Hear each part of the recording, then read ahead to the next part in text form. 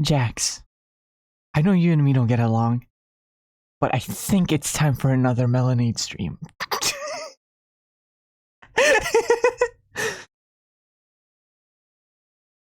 Hi, hello, good morning.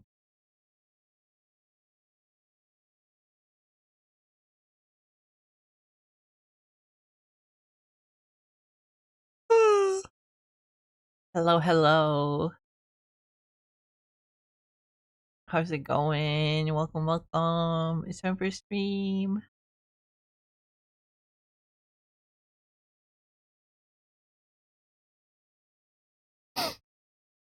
Man, I'm sleepy. I almost overslept today, but I didn't. But I almost did. I'm so sleepy.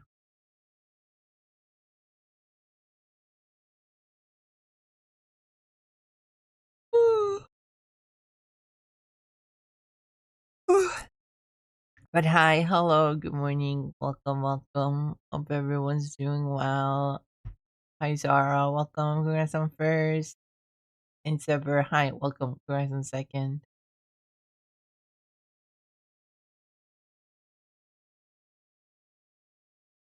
I rage baited Reddit by drawing two girls looking into each other's eyes with love.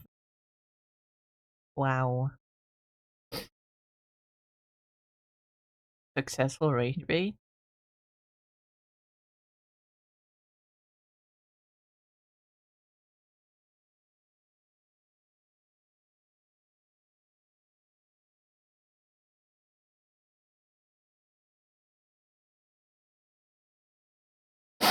Ah,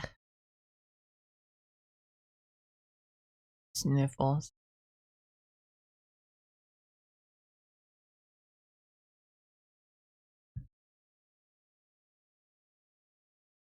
Oh, I'm so sleepy.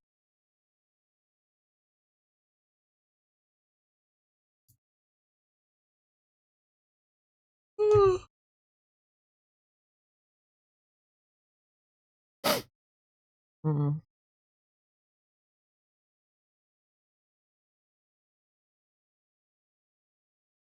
very successful. I think they were genuinely this close from calling me the F slur. And ironically, damn.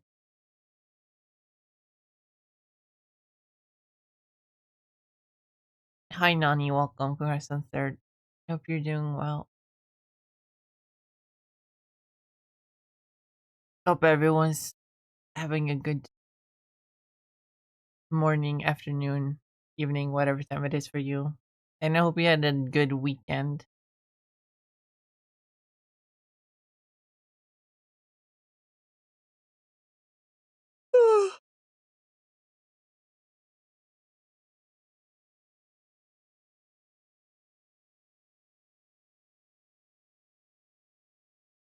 I'm so sleepy.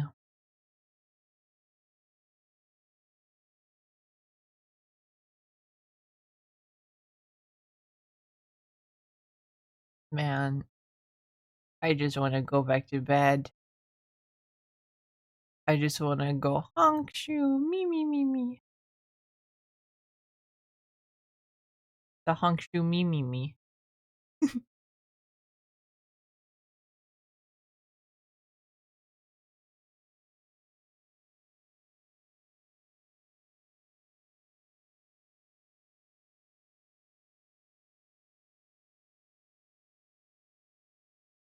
Was fan art, and I decided to rage bait them because last time I drew fan art on that particular subreddit, were mad at me. I made a woman too hot.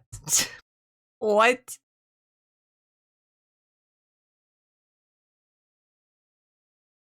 How is that a problem?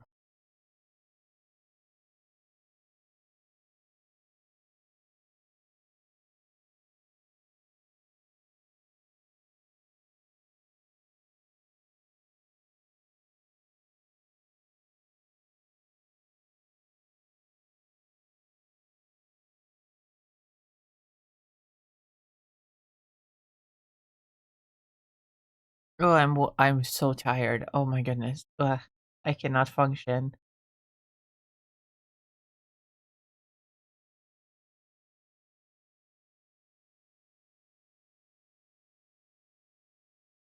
Something boner in public.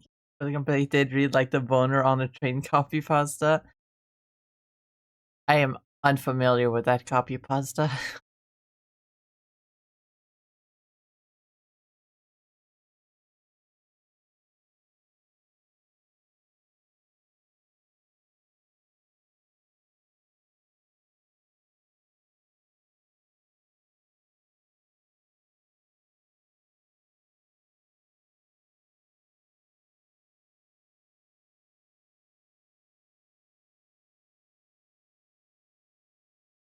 Anyway, I'm a little too sleepy to yap, I think. So I think we're gonna be moving over here and doing some art.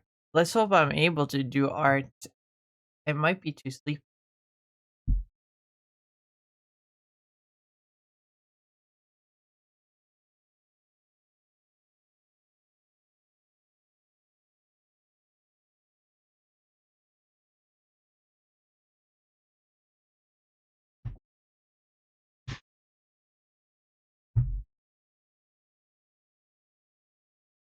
TLDR, I got a boner on the train and had to jorkle it. And I dropped my phone and everyone saw your post and we all jorkled it. Top 10 copy pastas, to be honest. Damn.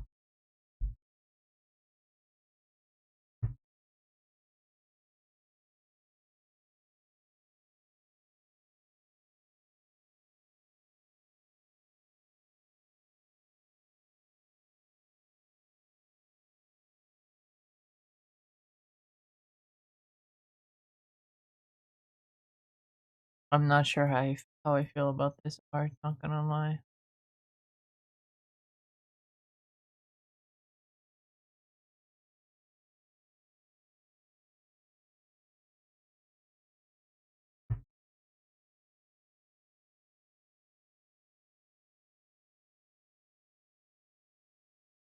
It didn't ended up how I imagined it.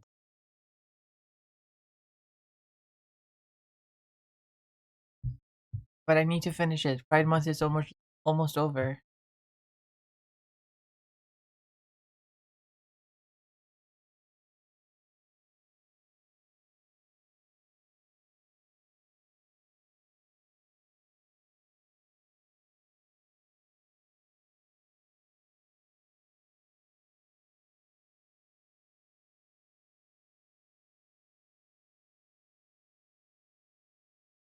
I'm gonna remove Birdo. Sorry, Birdo.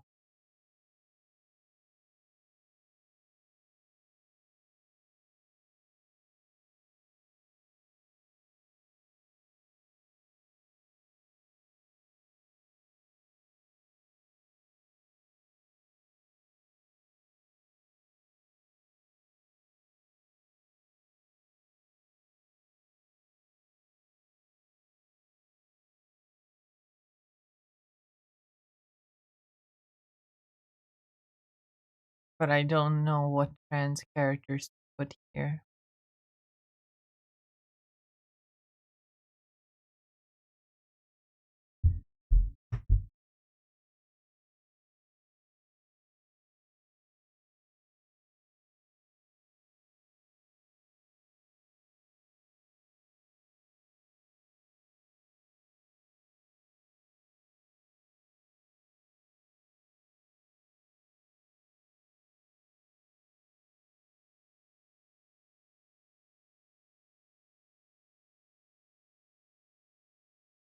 Minecraft Steve!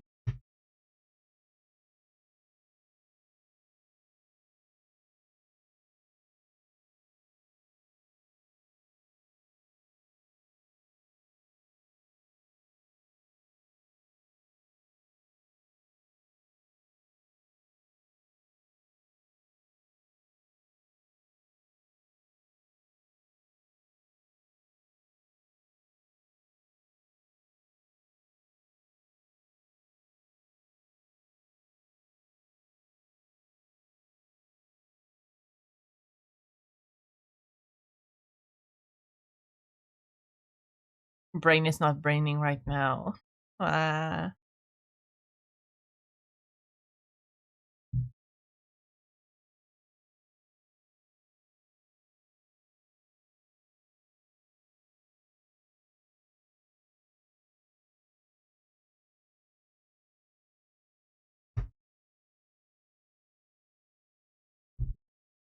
brain is not braining.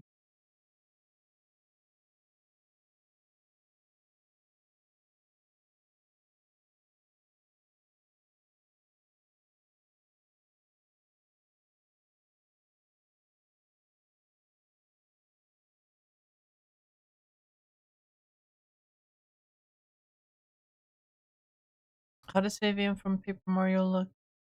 I forget.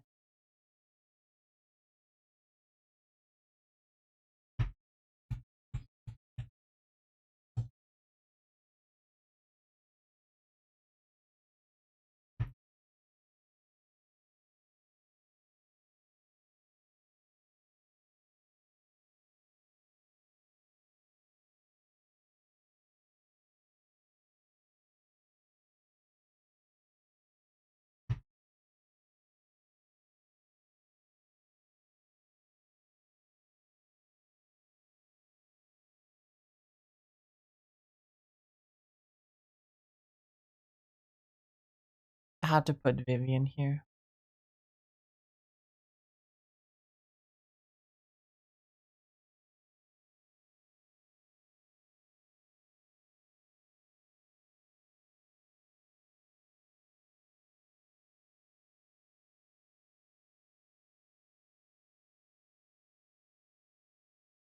What kind of silly pose?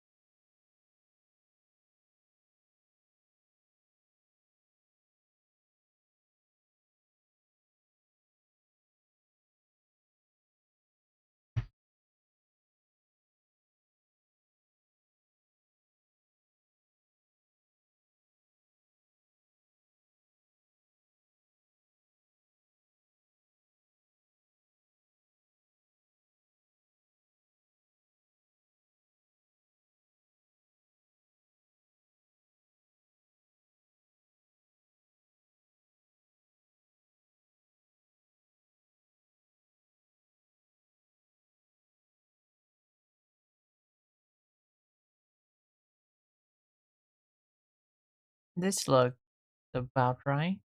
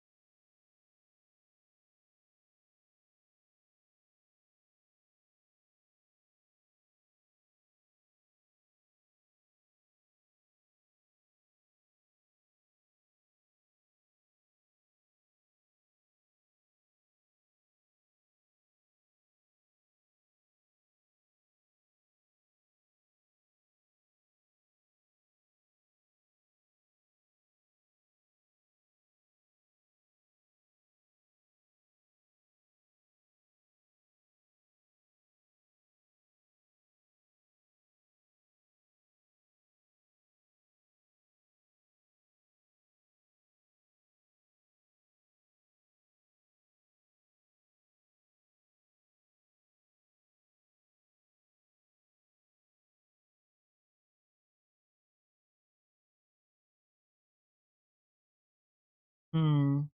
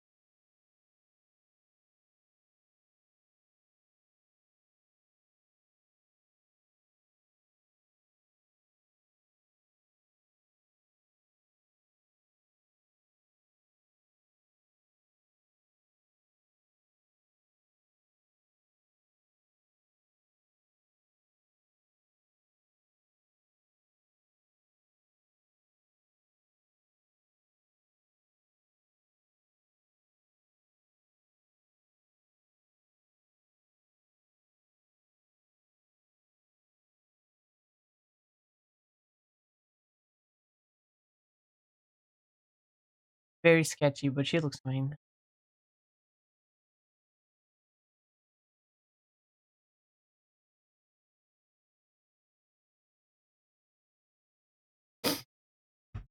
Hmm. Off.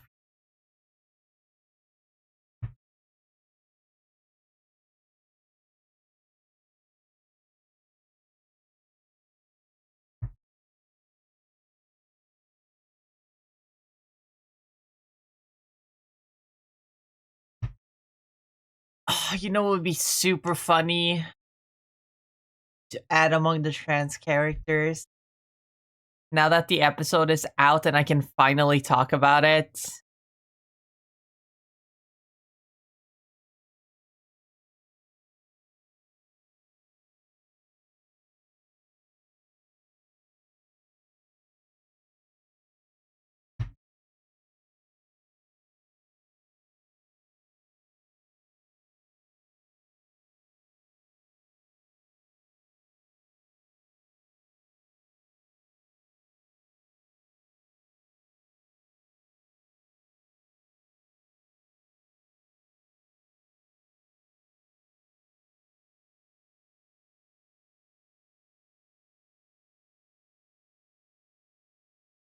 Have you heard of Jax? He is quite a scam.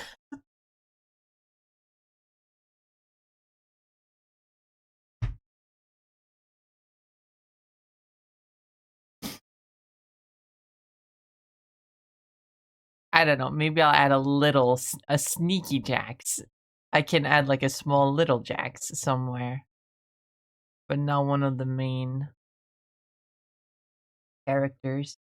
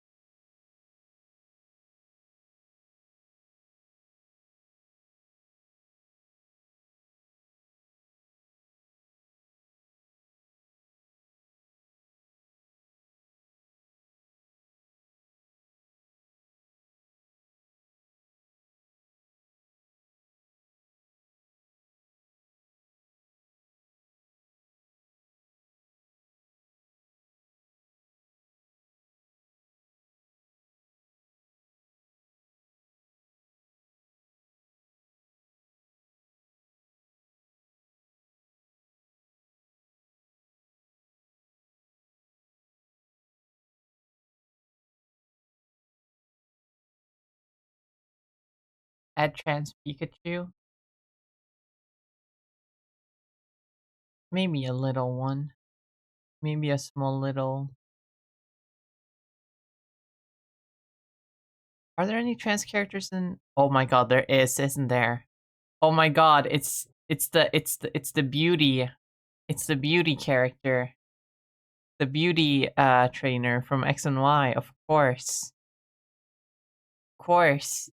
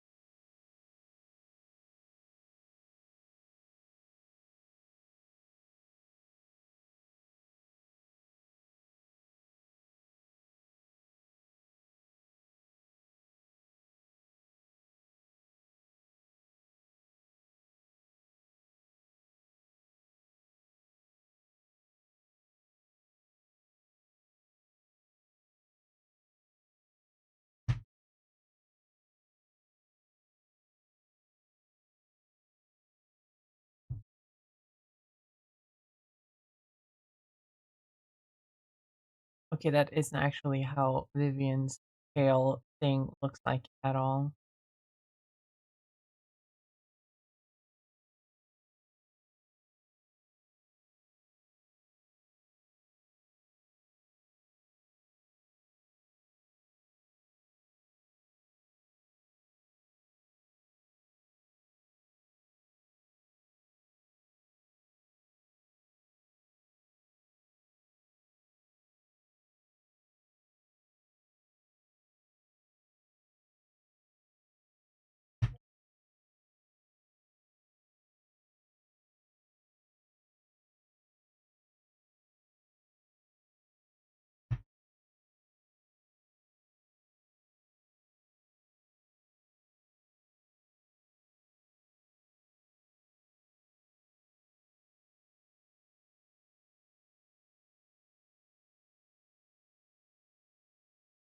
You guys remember?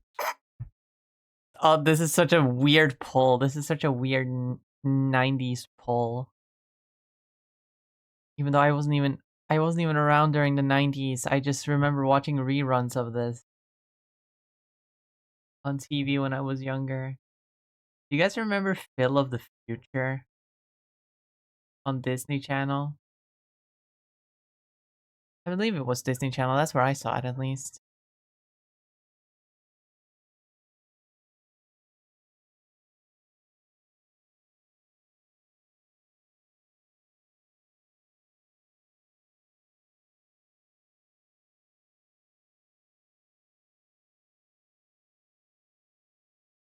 The like 90s Disney Channel sitcom about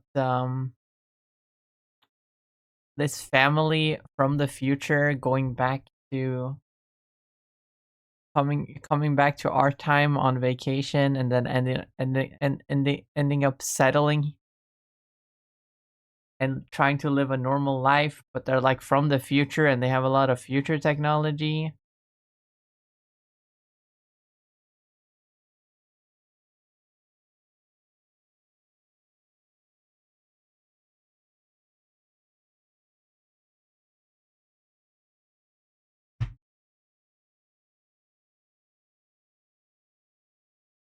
Am I the only one who remembers?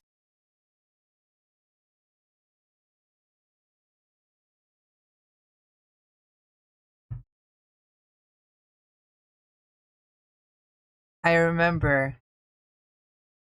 I remember Disney Channel. Disney Channel would show reruns of it, like late at night. I mean, like past midnight. Disney Channel would show reruns of it. Not in Norwegian, mind you, despite me being from Norway. It would be in English.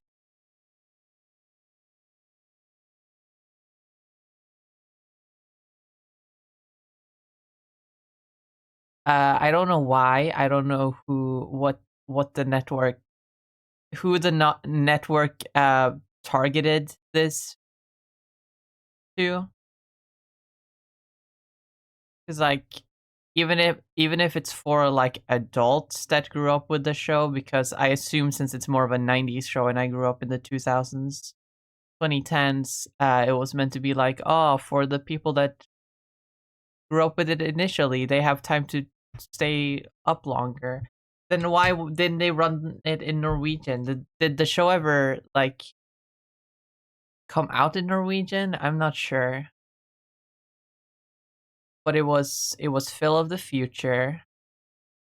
It was My Babysitter's a Vampire. Also love that show. And it was That's So Raven. All those shows would run like late at night. And I used to stay up watching them because I found them entertaining.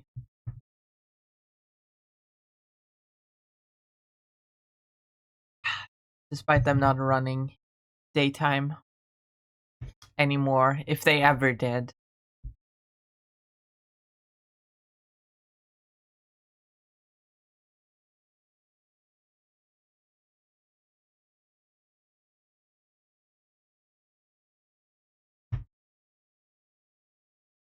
You guys are at least familiar with those shows, right? You're familiar with That's So Raven.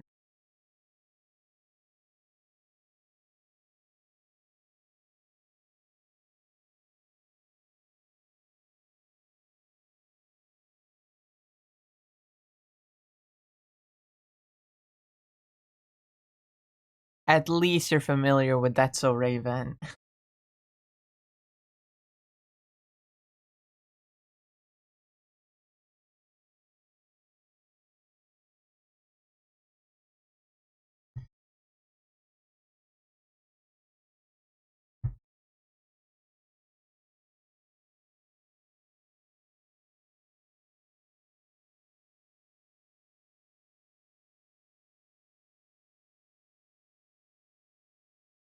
And also maybe My Babysitter's a Vampire.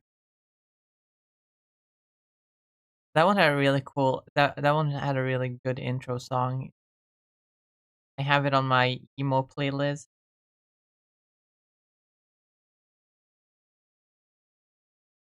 I have no idea why it's on Spotify and Disney hasn't taken it down yet, because based on, the thumbnail for the song, it clearly isn't like an official Disney upload of it. So it's crazy that it hasn't been taken down yet.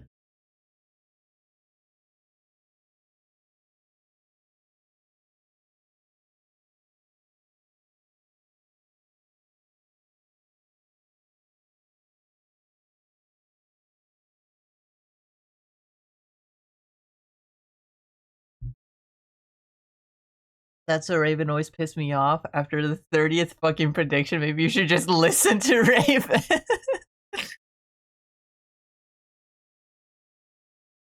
Got a point there. You got a point.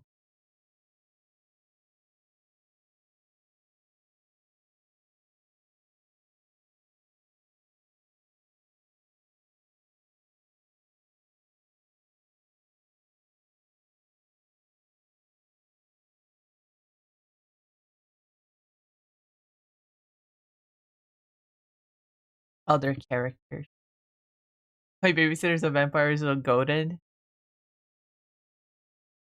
The thing is, I don't remember anything any specifics from the shows. I don't remember any episodes that stood out to me or anything.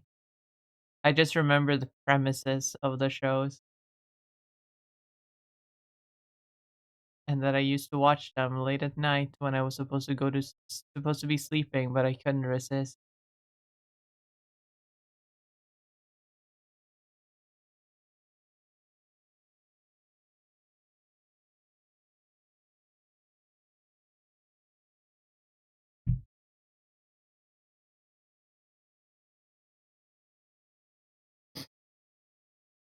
Hold on, let me look it up real quick.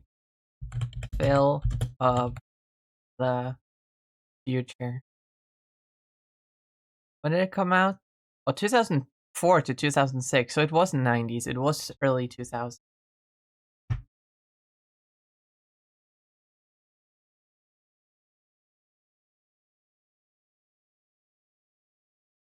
It looks very 90s though.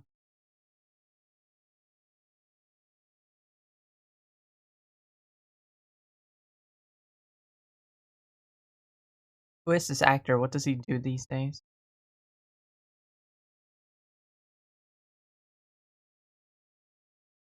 Nothing, apparently.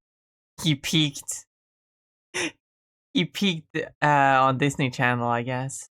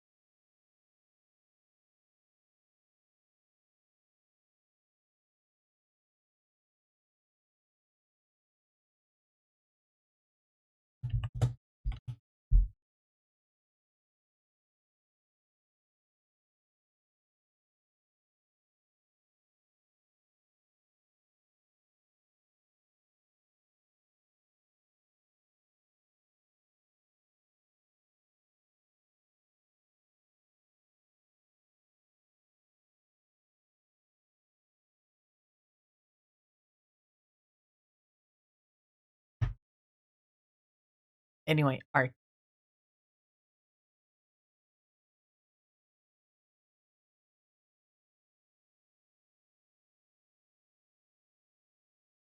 I don't know who else to put here.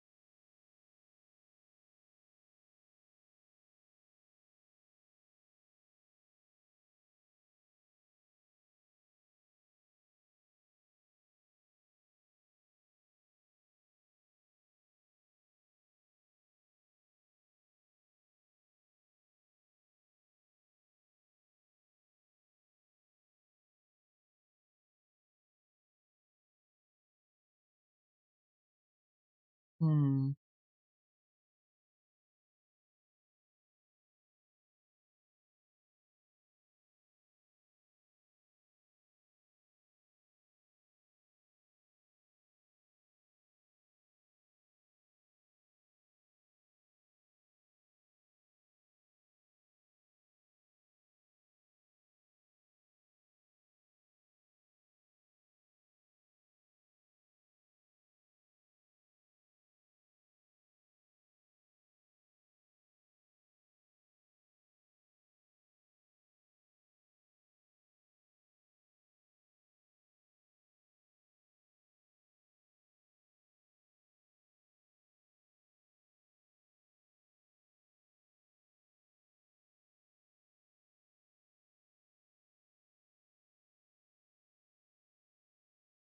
That look right?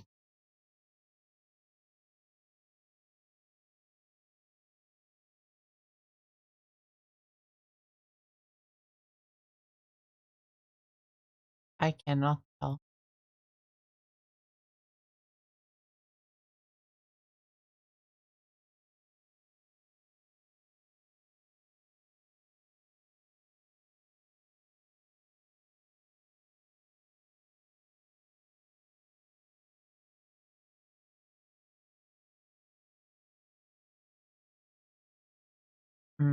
I see.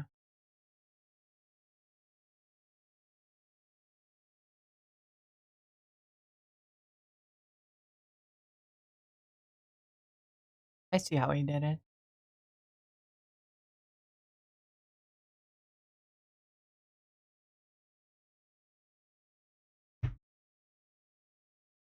Try this again.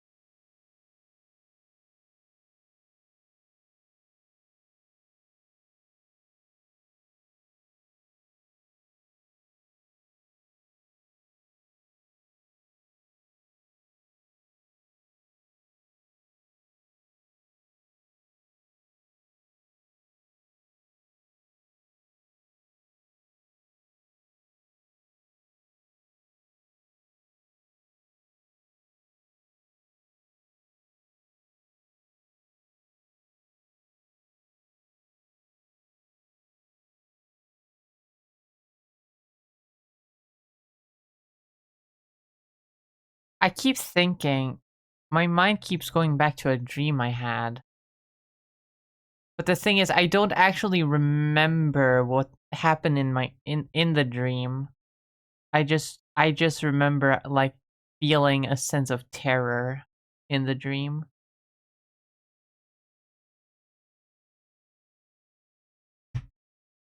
A strange feeling.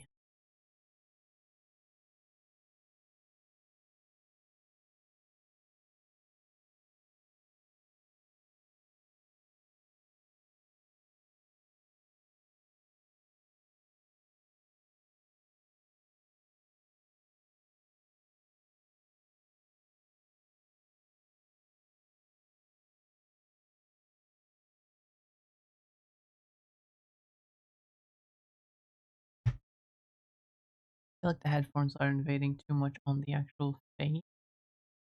No.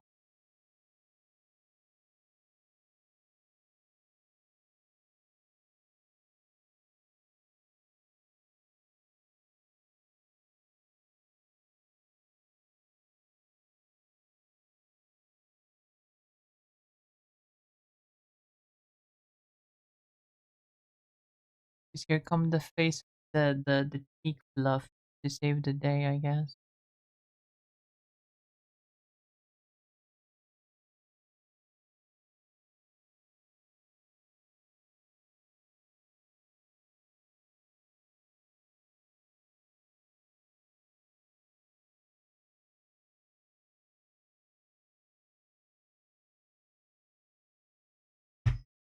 Man, I wanted to participate in art fight this year, but my art motivation is still a little bit in the gutter. So now I'm not sure if I can. Though I still feel like I should push myself to do it.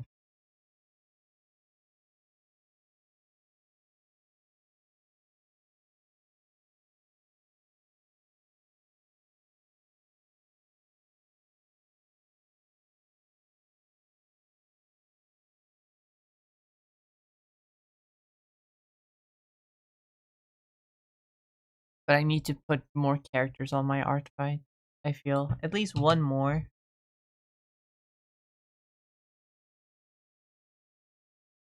But the character that I want to put on doesn't have a name, unfortunately. It's this one. Because I know one of my friends who also does art fight likes this character. And I unfortunately don't have many drawings of her. It's really only this Sag.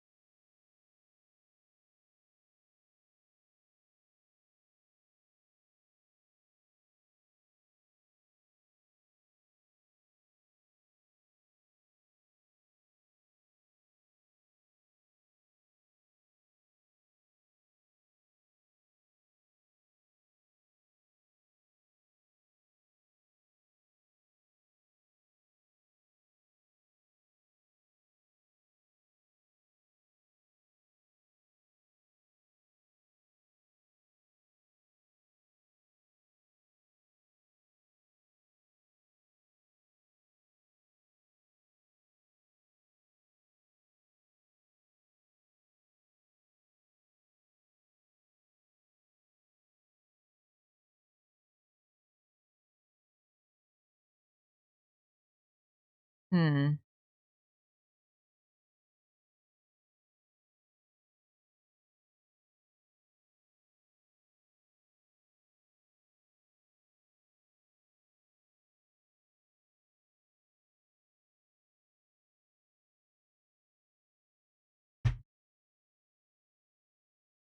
That's not accurate.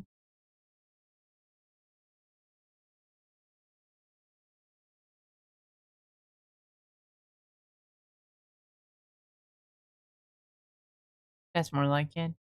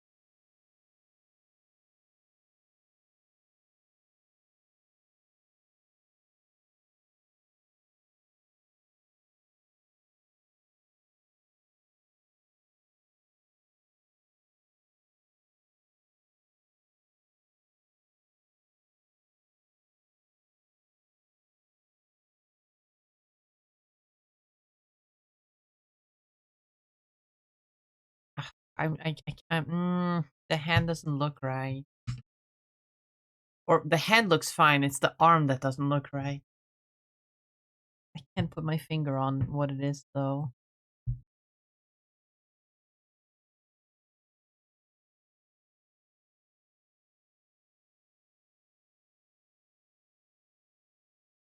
I think there's something about the flow of the art.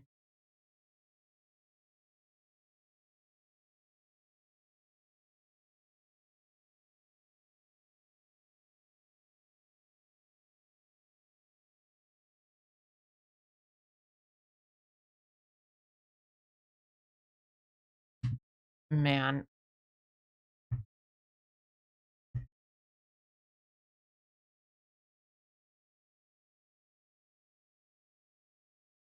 full rock.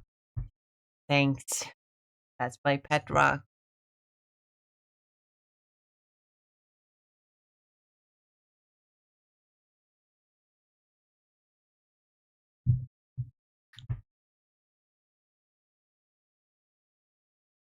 Also, welcome, welcome, welcome to the stream. Hope you're doing well.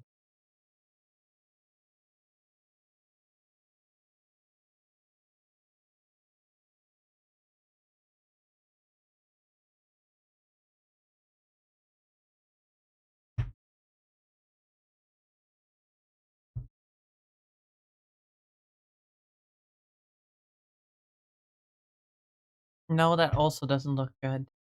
That also doesn't look right.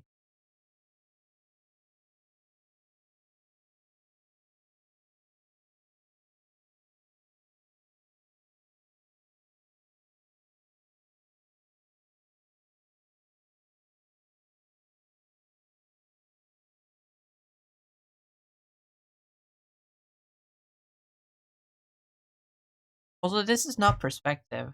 How is no? That actually does make sense. Kind of a little bit. I thought the hand looked weird, like it wasn't a. It was facing a weird way, but no, it's fine actually.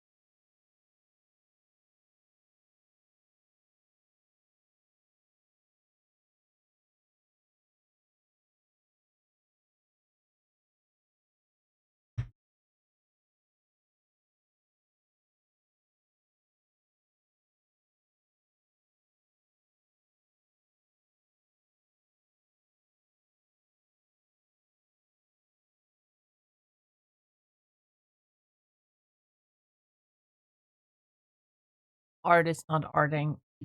It's not arting.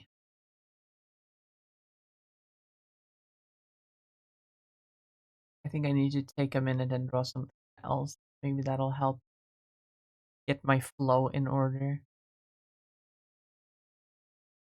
Hey, check out what I drew what I drew yesterday.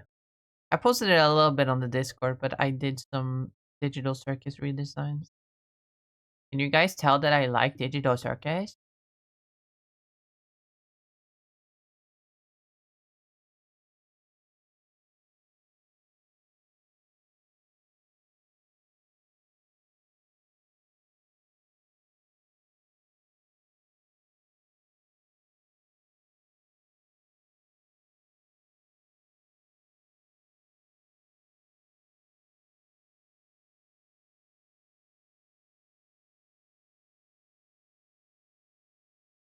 I can finally talk about the finale. I assume that everyone who wants who's interested in digital circus has already watched the finale.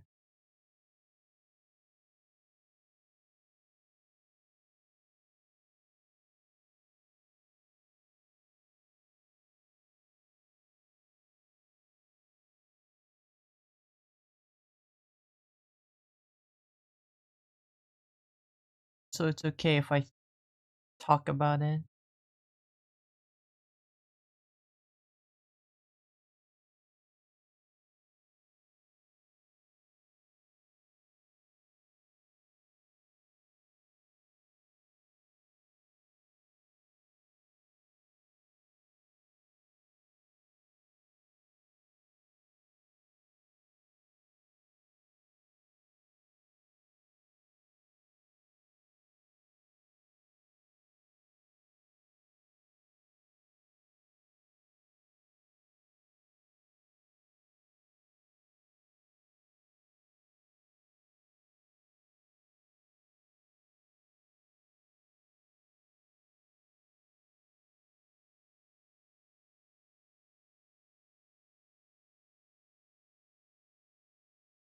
Honestly, I'm still not sure how to feel about the finale because it the finale itself is a little bit weird in its pacing, in its presentation. So it's a little bit difficult for me to actually portray what I've taken away from the finale into words.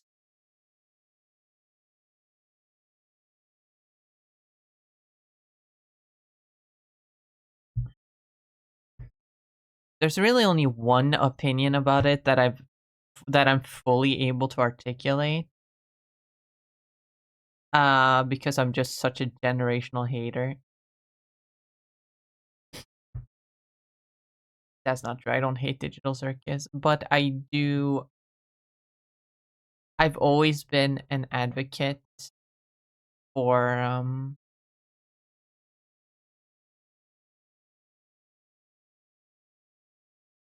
I've always, was under the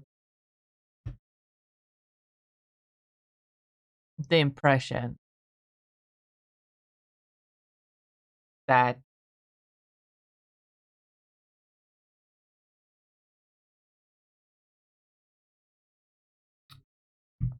the finale of the digital circus would have the characters like come to terms with their life in the circus.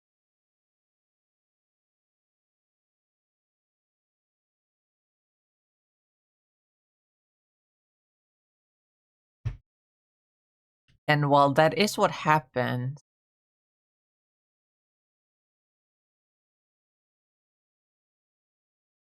wait, I'm getting ahead of myself. A lot of people did not.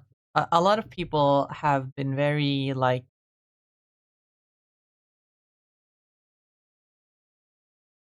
A lot of fans have been very adamant about the importance of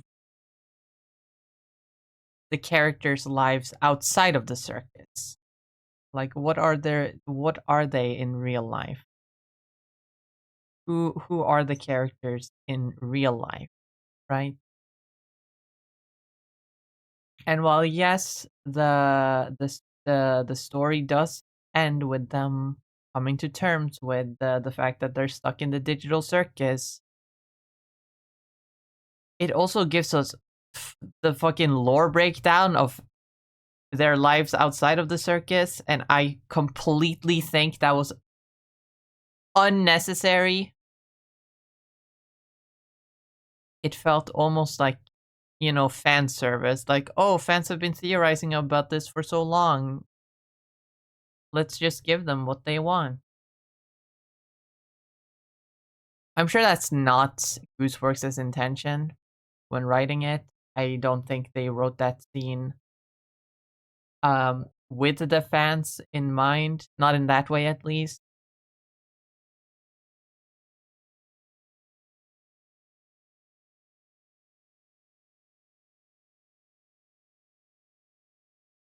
But I feel like it was very unnecessary.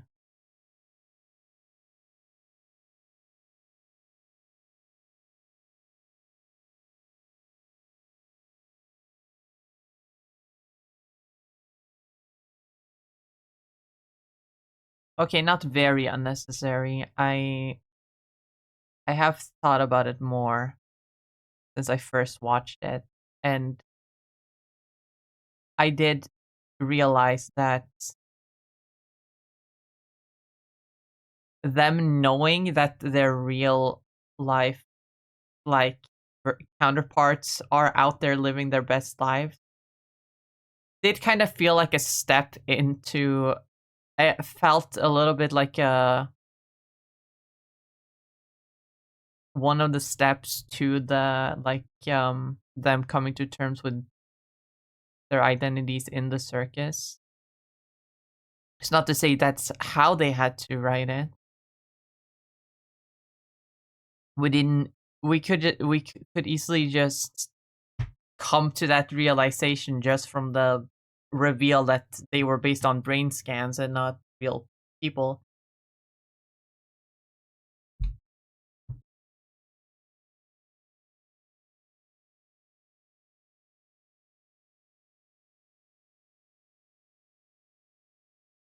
But the way they went about it was like fine.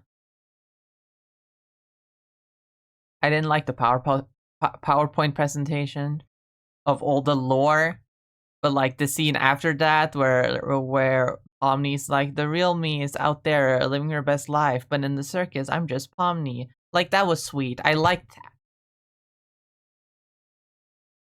Could they have done that without the PowerPoint presentation? Probably, in one way or another. But I did like that moment. And that moment wouldn't have happened without the PowerPoint presentation.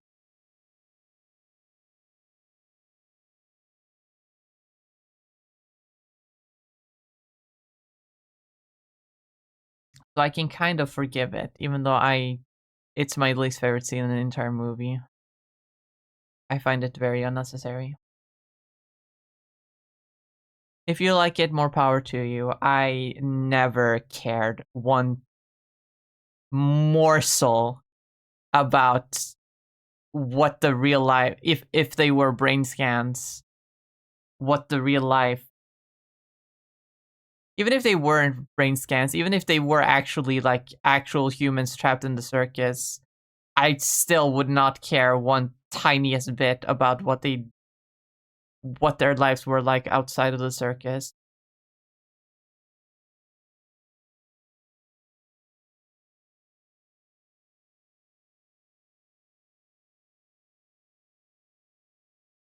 So I feel like we got a little too much of that in the finale.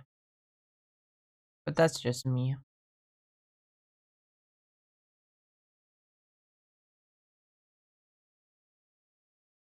That's just me.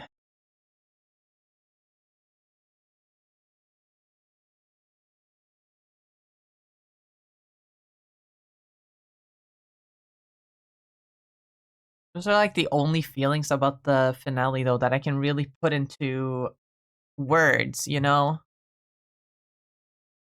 Because there's a lot that happened in the finale, and it's like changed my view on the whole the entire series as a whole.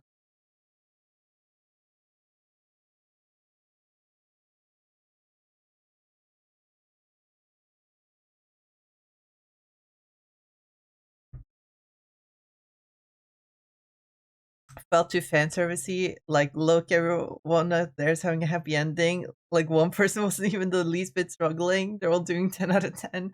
It's not even that is the issue. I don't think it's like, oh, it's because it's like forcing, like, hey, they have a happy ending. It's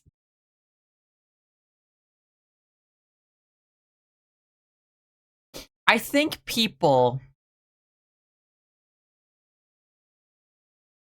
I think a lot of the fans don't quite understand the point of digital circus. People see the circus itself as hell and that they need to get out of there to have a happy ending. When the whole point of the digital circus is that even when you're in a terrible situation, the people around you can make it a good situation. Which is the ending we got. It was the ending I wanted. I wanted them all to just be like, hey, we're kind of stuck here, but at least we have each other. And that's the happy ending.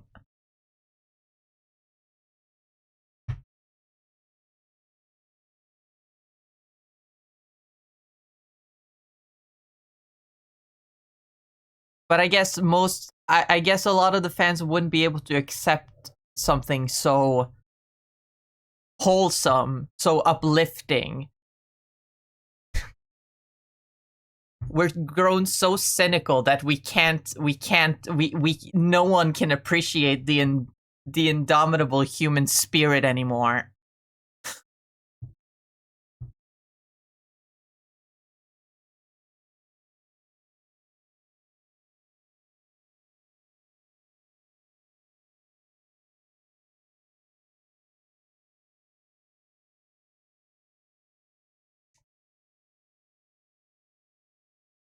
I'm exaggerating, obviously, but that's kind of what it feels like.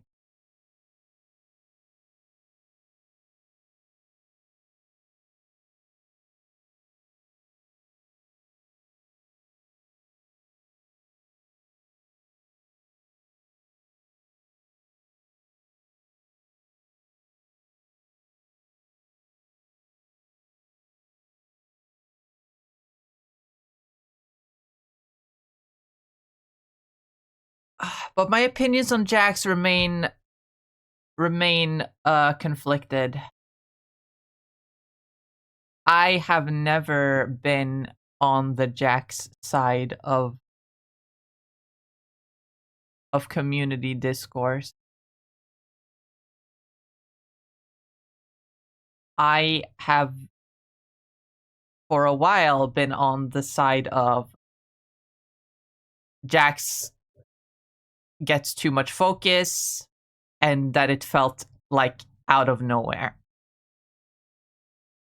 It's like halfway through the series, it felt like a shift of suddenly Jax was the main character.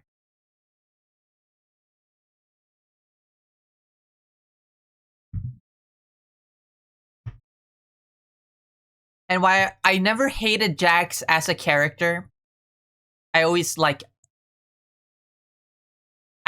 him as a character, and I think that he's an important character. His perspective in the circus is an important one, showing, you know, how the circus like makes you dissociate from reality and make you think that, oh, none of it matters because none of this is real.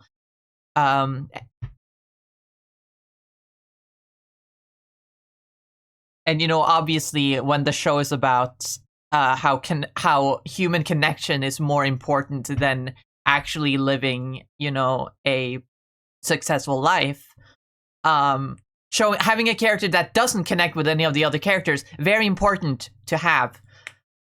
But it did feel like it still felt like at the halfway through the show, he got way too much focus, and it kind of became the Jax show. And while the finale giving him so much characterization definitely made me feel like him more as a character, which again, I never hated him as a character. It's just that with the finale focusing so much on him, it made me have to like completely reconsider his role in the show a little bit.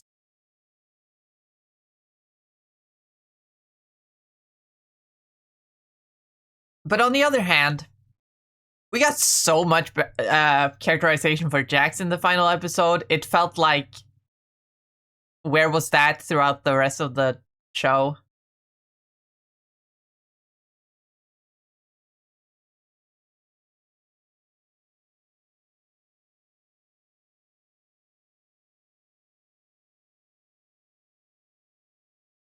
It almost feels like, okay, I might be talking out of my ass here because I'm not Gooseworks. I don't know what Goose intended.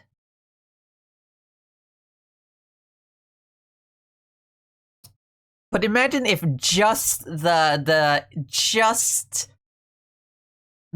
like very like or very like avant-garde artsy like Jack's Mindscape scene was just its own episode, and that was like the penultimate episode. Kind of similar to what Evangelion did, right? With the obviously Evangelion did it for like money reasons. They like running out of money, so they had to do the final episodes differently, and then they made a movie to make up for it. But imagine they did like an Evangelion thing where like they made an episode that was like all showing like inside Jax's mind, and then we got the next episode showing like the character's perspective out from the outside.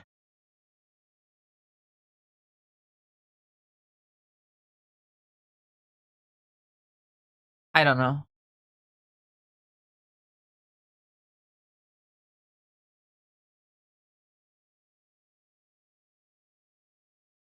Also, one thing I will defend about the episode, which I've seen some people complain about, is that they think a lot of people thought it was anticlimactic that we didn't see Jax abstracting, that it's just cut from like him like wanting to talk to Pomni, but then like walking away, and then we just smash cut to him having abstracted. I understand, like, people have been saying it goes against like basic filmmaking. Like, if it's like a death of a character, then we have to experience it with alongside the characters. But first of all, it's not the death of the character. The rest of the movie is about Jax. And he technically lives because, they don't just throw him in the cellar. They actually try to take care of him. Plus the at least the voice actor. I don't think Goose herself said it, but I think Kane's voice actor like hinted that he made a tweet something along the lines of abstraction not being like a direct allegory for suicide. It's adjacent. Obviously, that's what you're supposed to take away from it. But in the context of the show, it's not directly suicide, and you can potentially, recover from it. Which is obviously what they're trying to show with them, like, taking care of abstracted Jax in the giant pillow fort. What was my point? But the fact that we see like we see, Jax walking away. Jack's walking away, and then we get like voiceover. We get narration from Pomni saying that she should have pried a little more, and then we cut to him having abstracted. It's meant. This is why I will defend this scene and why I don't find it anticlimactic. In what I believe, the intention was to put you in the shoes of the characters, of someone essentially having experienced your friend killing themselves. Because you don't get to see it happen. You don't get to experience the death alongside them. You just wake up one morning and then suddenly your friend is gone. And you just have to live with that. That, I believe, that is the intention between not showing Jack's abstracting. That is that unsatisfying feeling is part of it's intentional.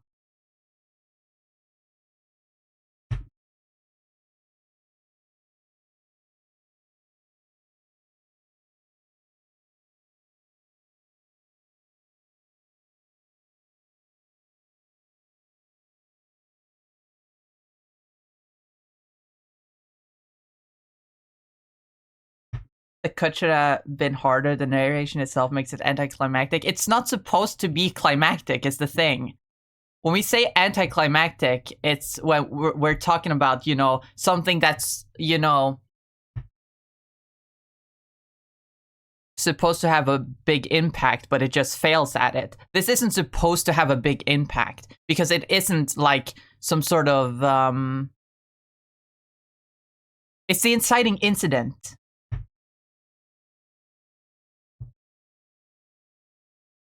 So to speak, of the movie.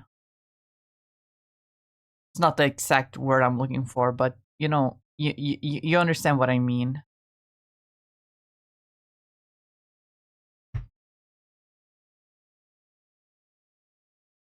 It's not supposed to be a hard, shocking moment. It's supposed to linger.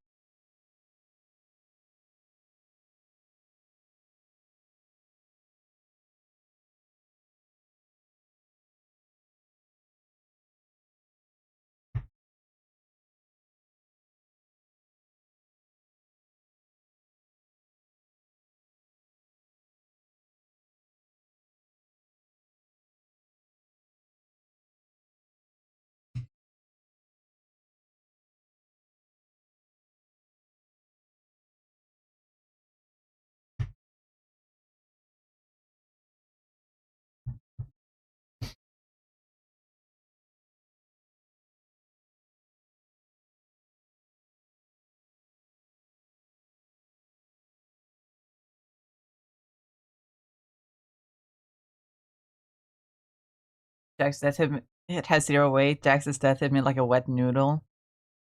I mean, that's fair, but I can speaking from my own experience when first watching it in theaters, I remember the scene, like Jack's walking away, and then we get narration from Pomni saying she should have pried a little more. I instantly knew what that implied, and then we see the shot of them standing on that little balcony looking down, and I was like, oh shit, Jack's abstracted, didn't he? And then we see him walking around abstracted, and I was like, oh fuck.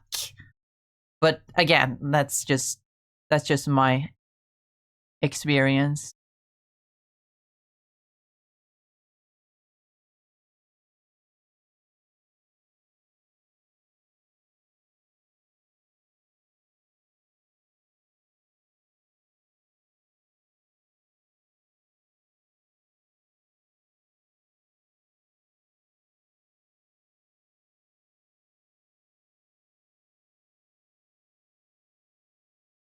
That's kind of the double-edged sword of not following like convention and doing, you know, filmmaking in a more subtle way. A lot of people aren't gonna, it's not gonna hit the same for everyone. It's a reason why like conventions in like filmmaking exist. It's because there are certain ways to actually make a scene like to, for lack of a better term, scientifically make a scene impactful.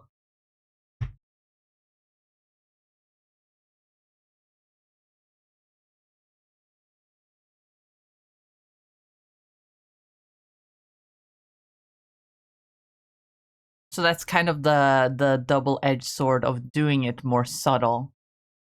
It's not going to hit the same for everyone if you do it that way.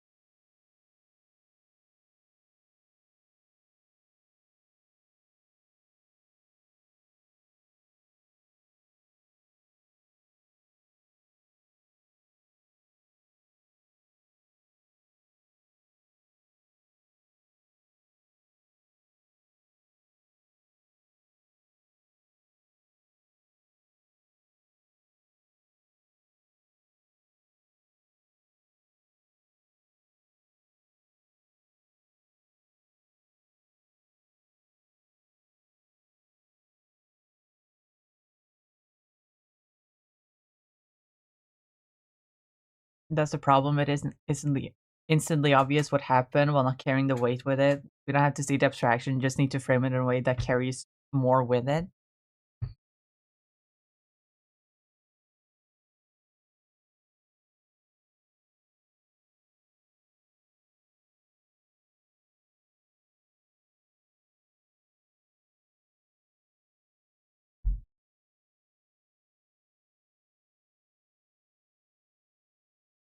I'm not quite sure I understand what carrying more with it means in this specific instance.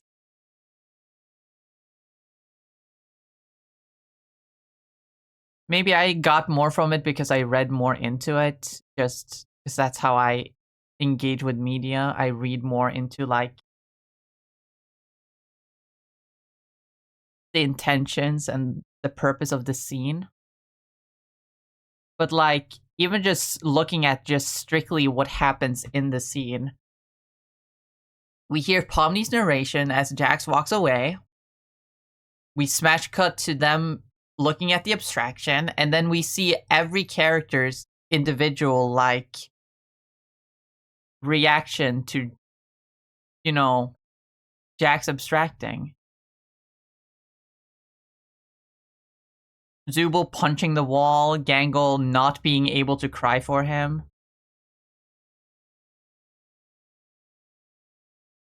Ragisa talking about how they were friends once.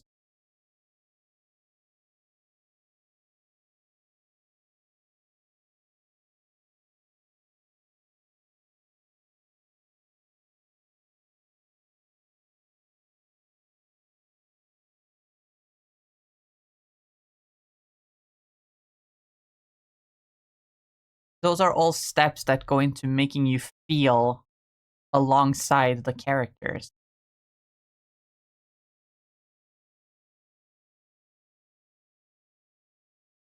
You feel the impact by seeing how it impacted the characters in a way. I'm not a filmmaker. I don't have the words to articulate what I'm feeling, but I hope you understand what I'm trying to convey.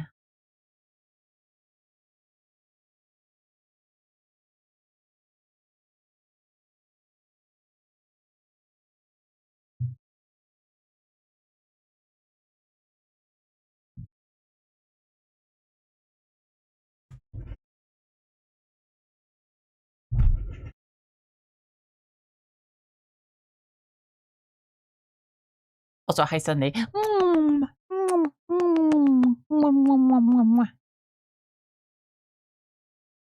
Congrats on 420th. Hope you're doing well.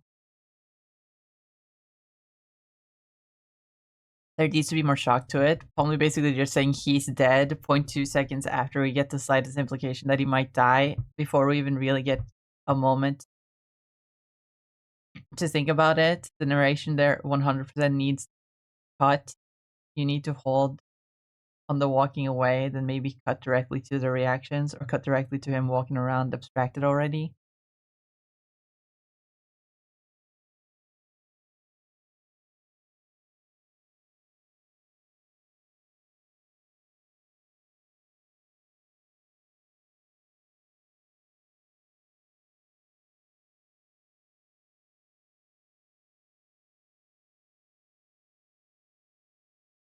I mean, I can't understand that.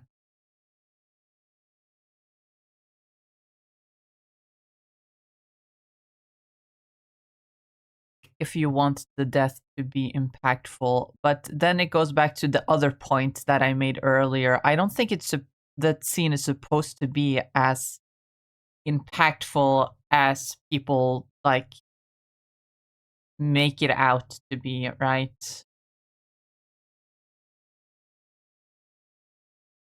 Because again, as I stated earlier, Jax isn't really dead, right?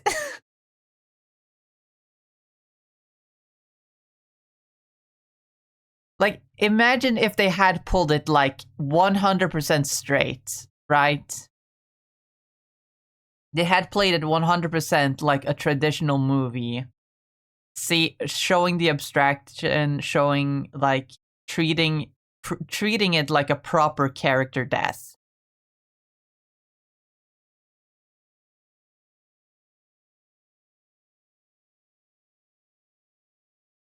Wouldn't it make the rest of the movie a little bit unsatisfying when the rest of the movie is about saving Jax? Like, you get a character death just for the end of the movie to be, oh, he isn't dead, actually.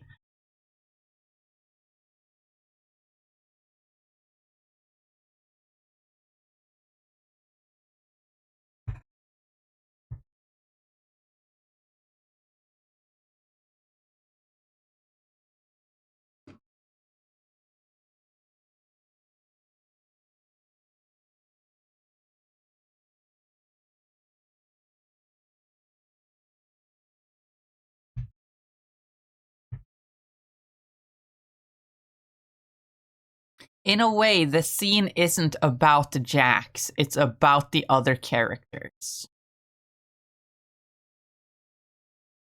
If that makes sense, right?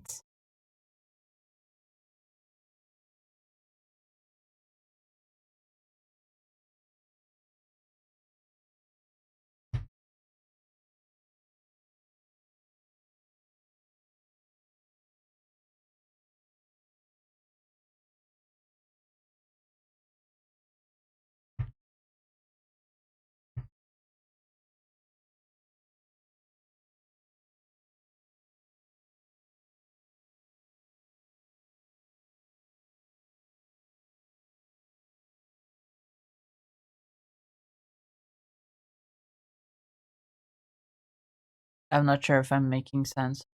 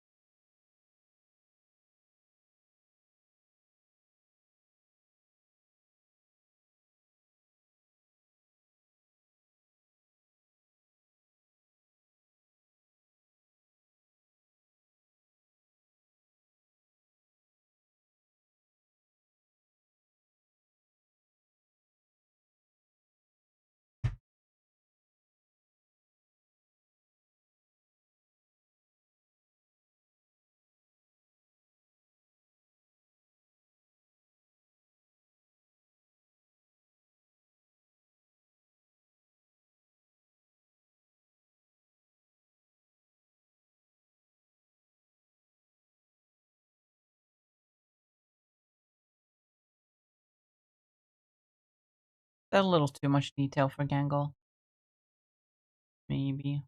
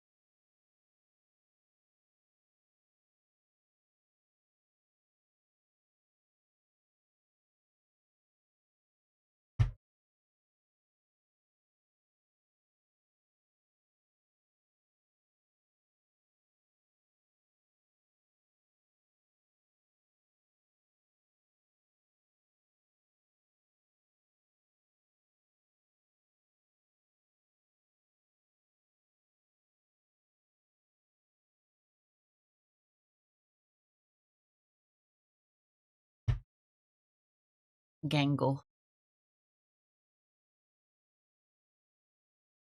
Ugh. Right.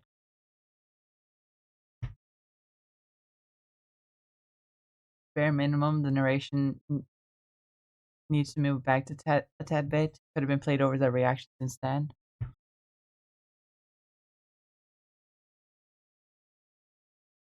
I don't feel like. I'm not sure if that would have had the same effect, though.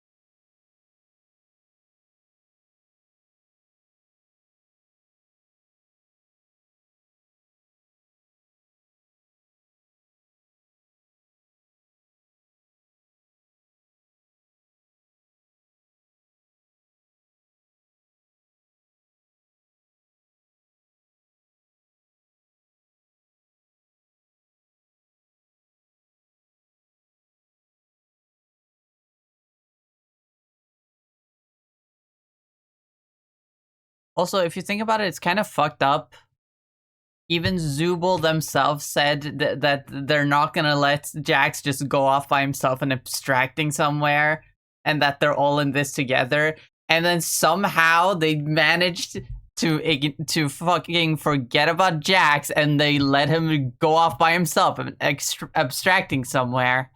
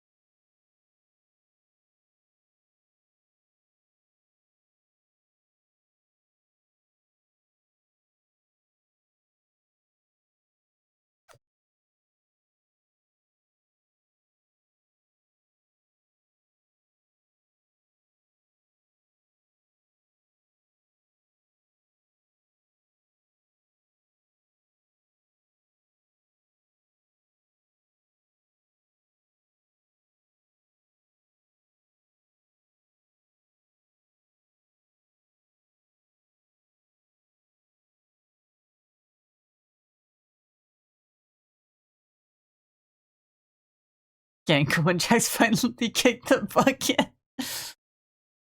No, that's not what happened.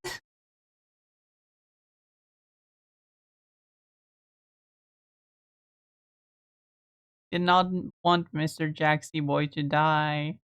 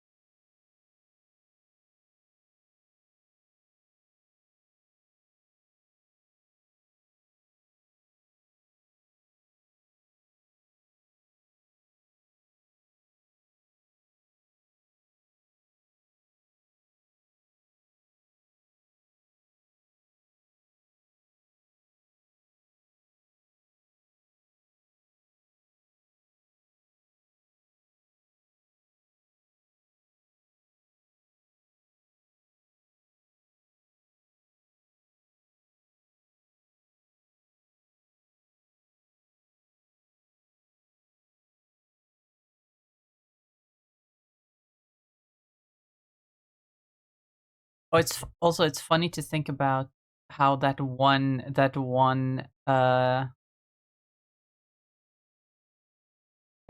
fan comic ended up being correct. That one Gangle fan comic ended up being correct, even though it was most definitely just made as a joke.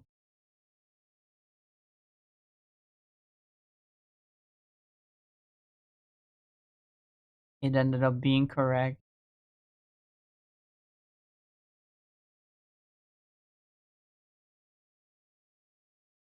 The one where Gangle thinks to herself, "Am I the only black person here?"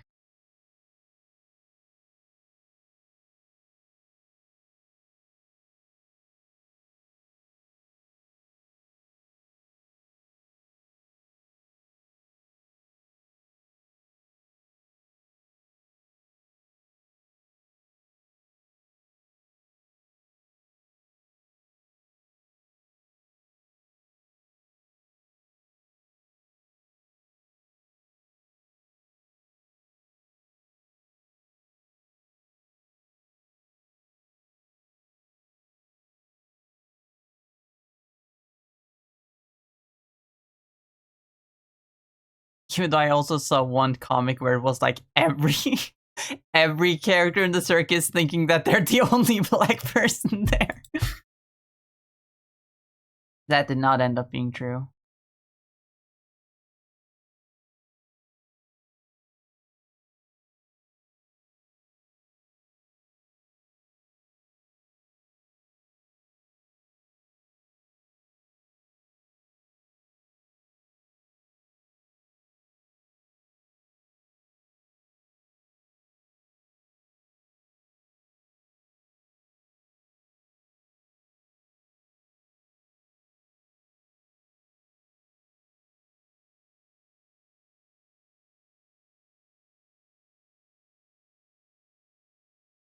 Man, I hate this guy so much. I don't know if I could hate him more. Check this shit out.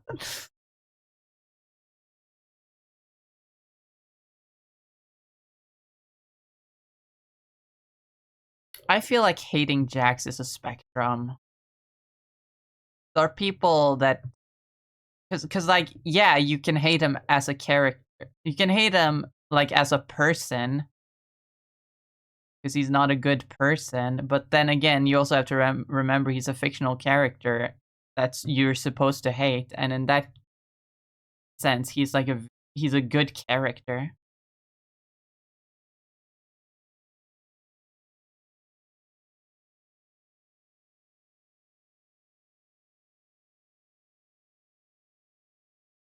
Like, not saying you're not like justified in this is in like hating Jax.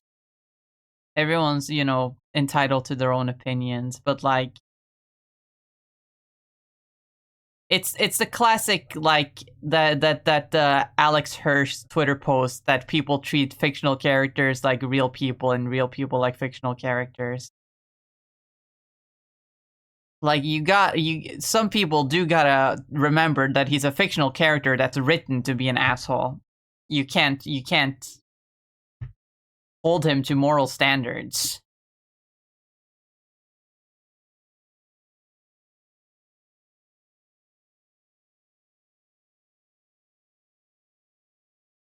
But most people on the internet have more than two brain cells, I hope. So only a very vocal minority that genuinely like hates Jax and thinks everyone who likes him is a bad person for liking him.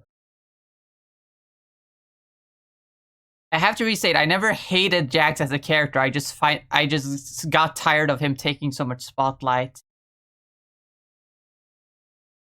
Not to the point that I hate the show or think Gooseworks is fucking doing a bad job. Obviously not. Goose is just telling the story she wanted to tell.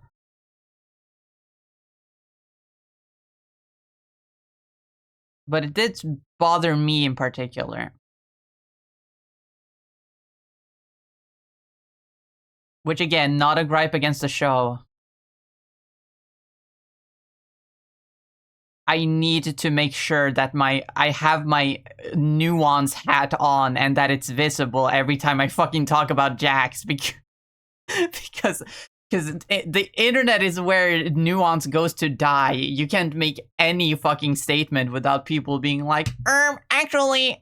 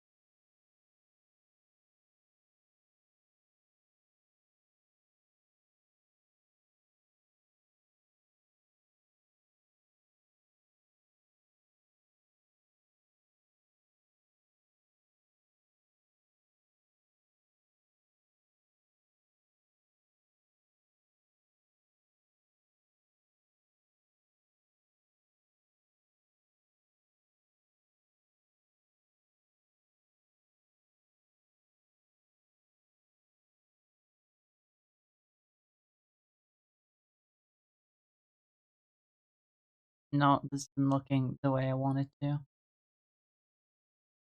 I have to start over.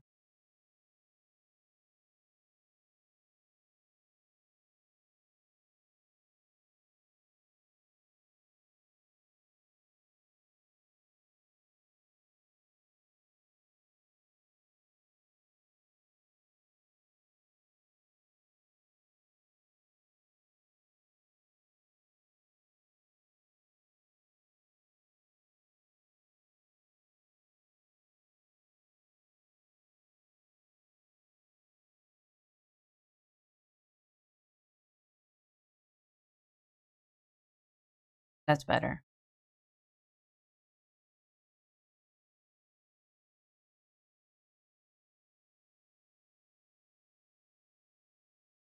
Probably the edgiest Sonic song. Very 2007 emo band. Isn't it the first result that shows up when you Google edgiest song? Edgiest song ever. There it is! It actually still shows. I mean, it's definitely influenced by the meme, I'm sure. It's because, like, someone screenshotted it as the first Google result, and because that went viral, it kind of became a feedback loop. So now it's inevitable that when you Google edgiest song, it will be Infinite's theme.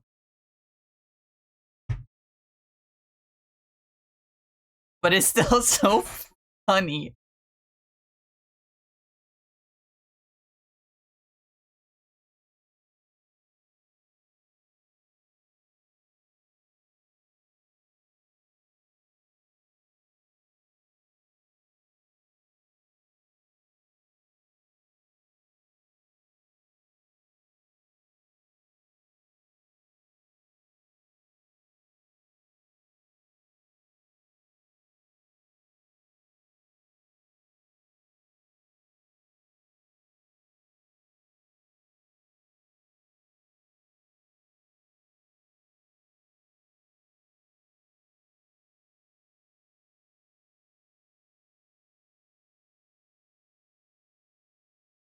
I kind of want to write an edgy song and try to make it top Infinite in edginess.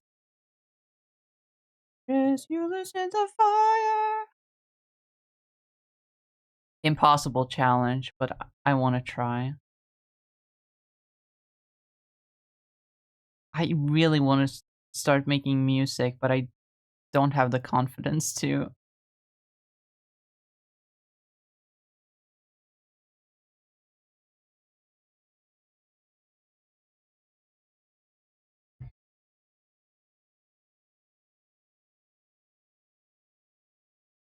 I have this idea for a very like pretty simple art project, not art project, music project. Um, but I'm not even confident enough to start it.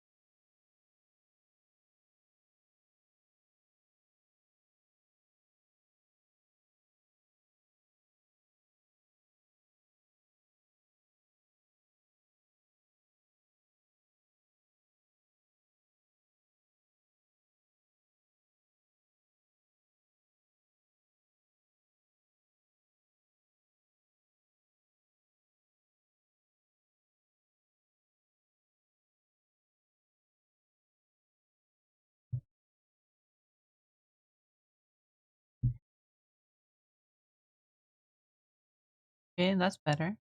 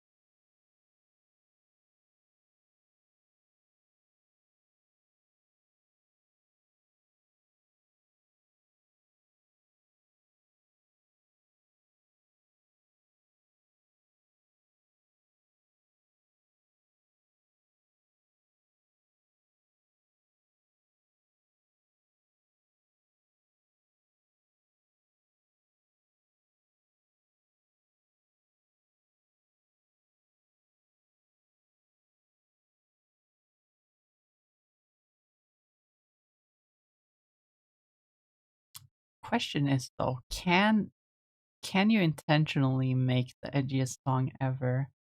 Or is edge just something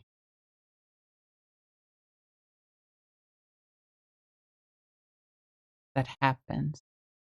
Like if I intentionally just try to write what the edgiest song ever would be just to top Infinite, would it be authentic enough?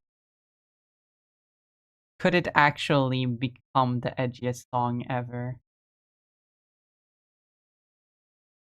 Because I'm not sure if it could.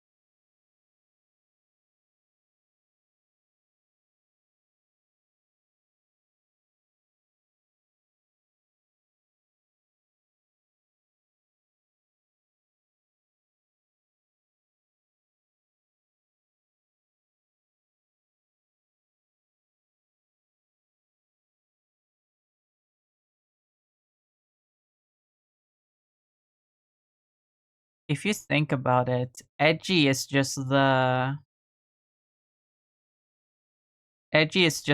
corny but evil.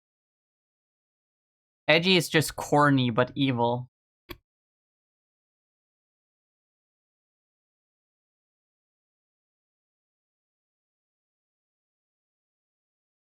That just came to my mind because I tried to say the you might call me corny, but I was born on the cob. I tried to make that I make like like edgelord version of that, like you may call me edgy, but I was born on the blade. And then I realized how genuinely edgy that sounds, and it made me realize, wait a minute, edgy is just corny, but like dark.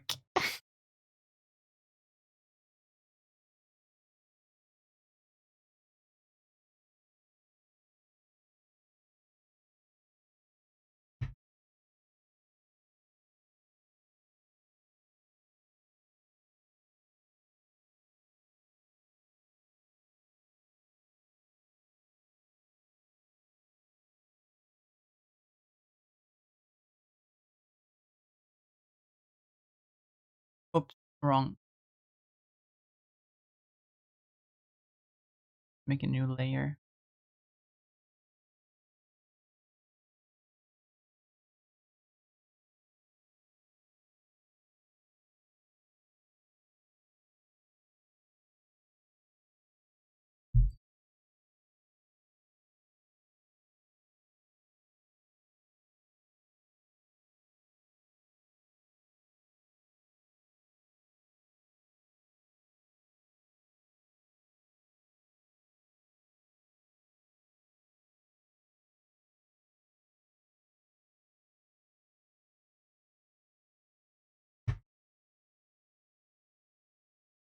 Do I have my?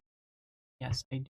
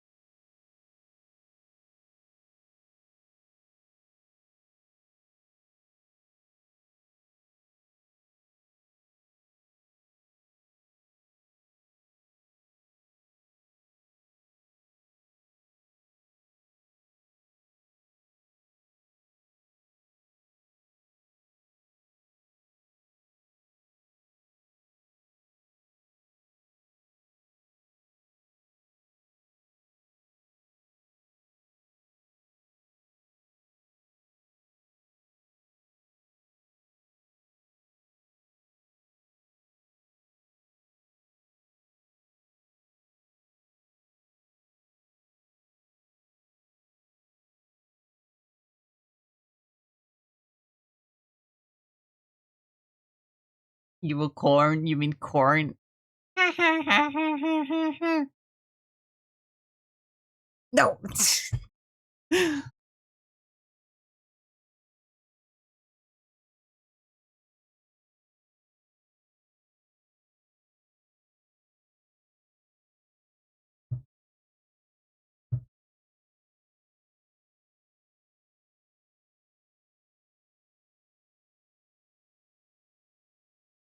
Not what I meant, and you know it.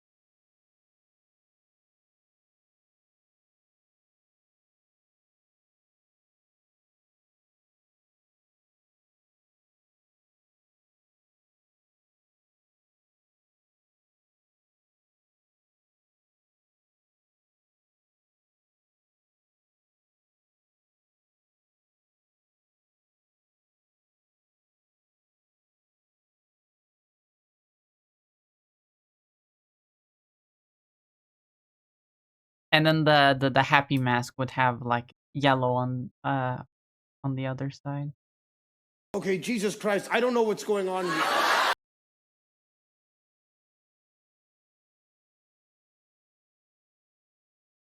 Hi Payne, welcome. Congrats on 69.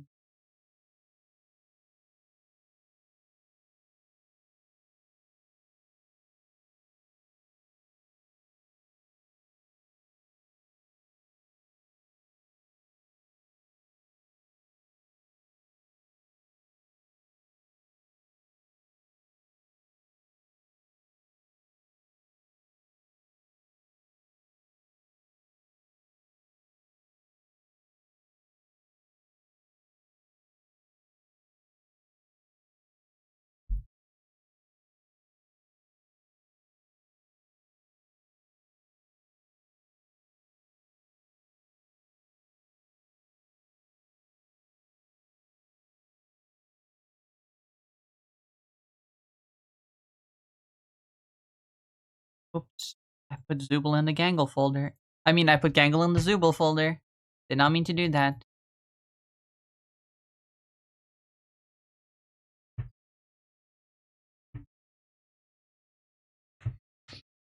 All I gotta say is Smex update. Real and true. Stretch.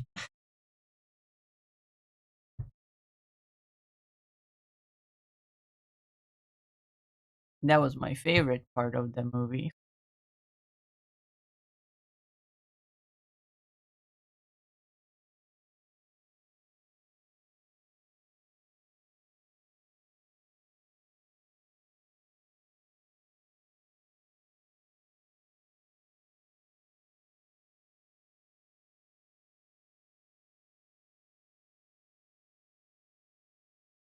I don't know what to do for Jax. I don't know how to what to do with Jax. I don't know how to redo Jax. What do I do with Jax?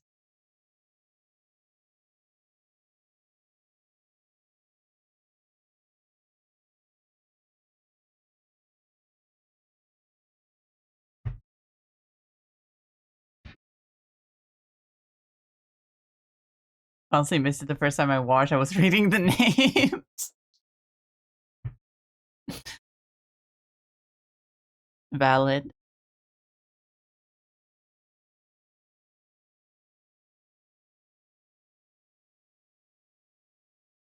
My friend almost missed it. Because when it was in theaters, I've said this several times before, but I watched it 2 times in theaters because I accidentally bought the wrong tickets the first time and had to buy a second set of tickets, and so I got to see it twice in one day. But the second time, I went with a friend.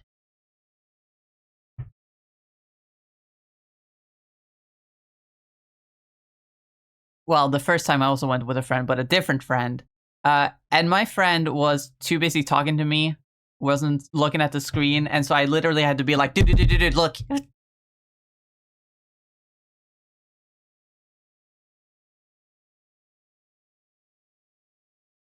Because, you know, they had already stood up and was about to leave because, you know, it was credits.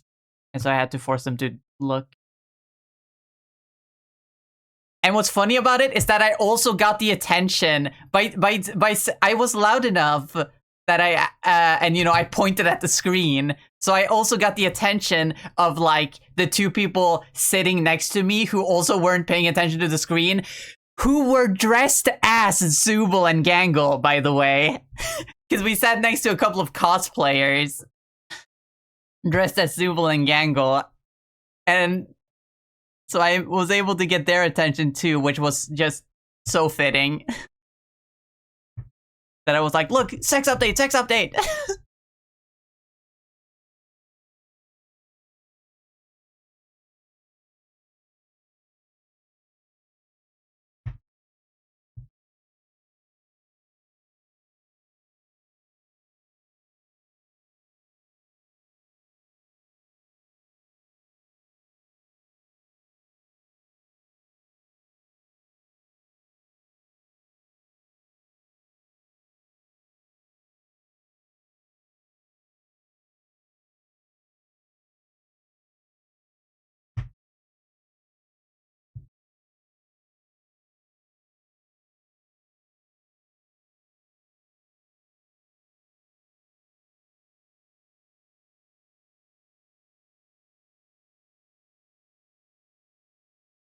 I already shared a couple of these redesigns I did yesterday when I first started drawing them, but so some of you have already seen this, but can I just say that I think a particularly gay side of me came out when I was drawing Ragatha. When I was doodling Ragatha, a particularly gay side of me came out.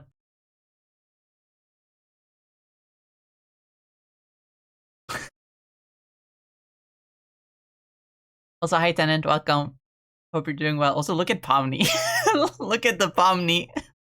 Look at the Pomni I drew. This is the vibes that this is the vibes that Pomni gives off. This is Pomni if she was lore accurate. This is her vibes.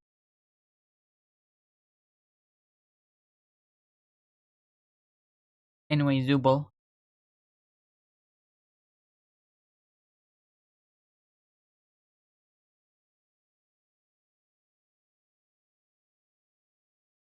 Text update, you can now change it whenever you feel like. Zubul is like, let's fucking go!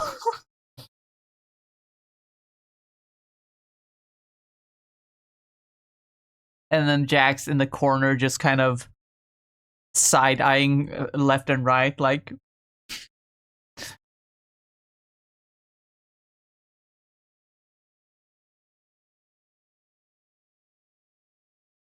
with his many eyes now that he's abstracted.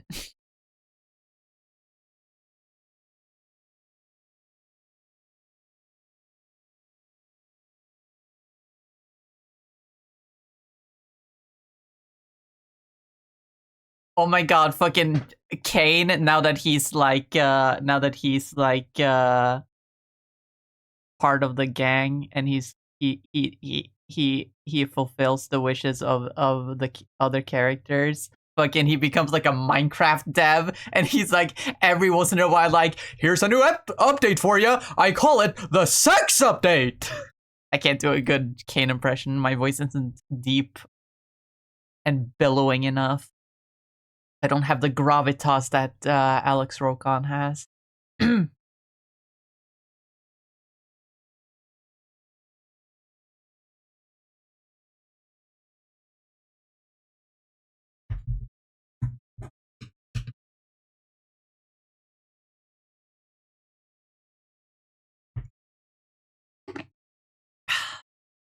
But like he like pulls up that like in a Minecraft like update announcement, like it's the digital circus logo, but then like in text underneath it's like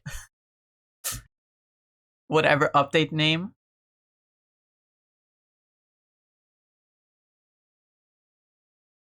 He takes a vote with the gang. Like the Minecraft mob vote, he's like NPC vote. He has like several suggestion boxes for several different things. And then like, gather round, humans. It's time for another NPC vote. I've picked 3 ideas from the suggestion box, and you get to vote on which new wacky NPC will be added on your next adventure.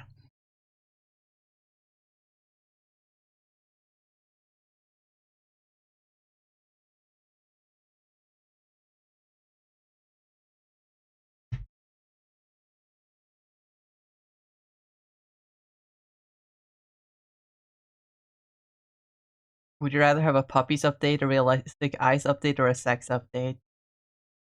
For the digital circus or for Minecraft? Because for digital circus, 2 of them exist already. There's sex and have you seen Kinger?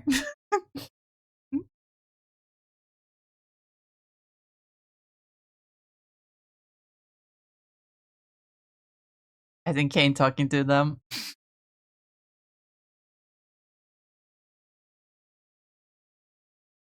Those are updates that he would come up with, isn't it?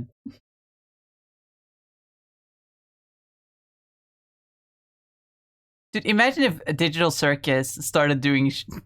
that sounds like it could make for a really funny short. You know how like Hell of a Boss, now in the meantime, in between like new seasons, they're doing a bunch of shorts. That would make for a really fun like digital circus short, where it was like, where he's like, I've been listening to, I've been studying all of your new suggestions for what you want for the circus. So I leave a vote to you. Which update did you want to the circus? And then like we see little scenarios of like the puppies update, the realistic eyes updates, and the sex update. Similar in vibe to like the episode where they actually go through the suggestion box, but like more shorter, more concise, and with a more like chill vibe rather than Kane having so much animosity towards them. What do you guys think of the possibility of like Digital Circus shorts? Because I do believe, although this is old news.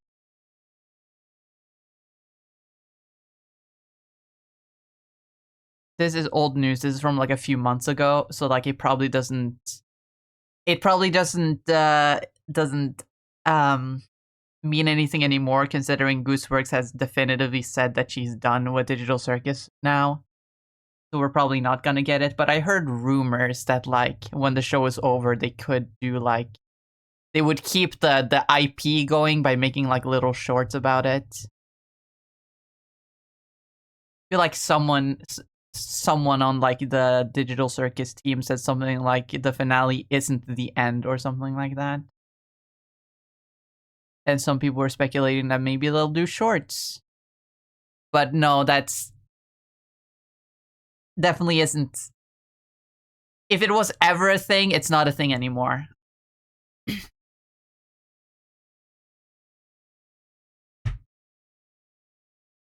I feel.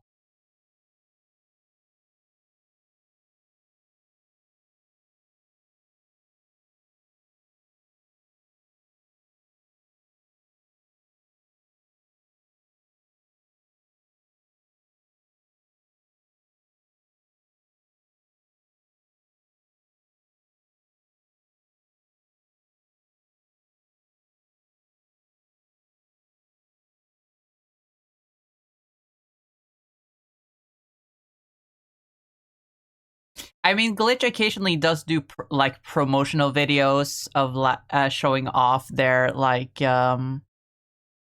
projects and they do bring in the voice actors, but I don't think like. So we'll definitely see more of the characters in like promos and stuff, but we likely will never see a continuation of Digital Circus.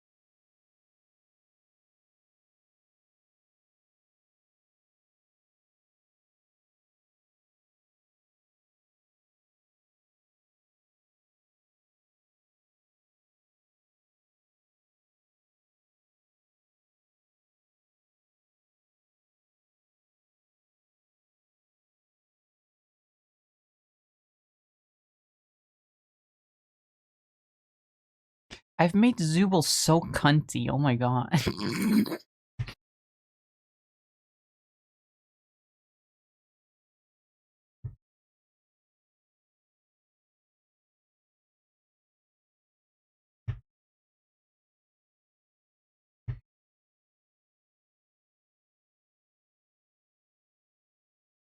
How you doing? I'm doing all right.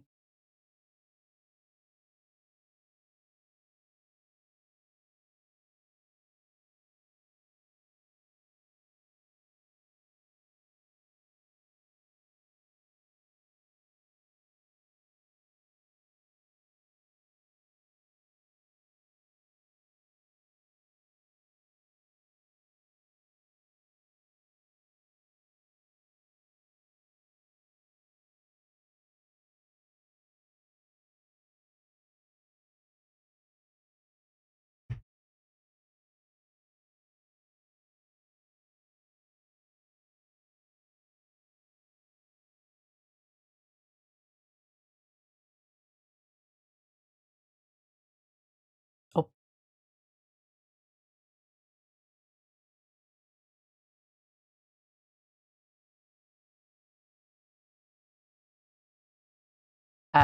but now that Digital Circus is over, rest in peace. Um, good luck to Goose on her manhunt for all the voice actors.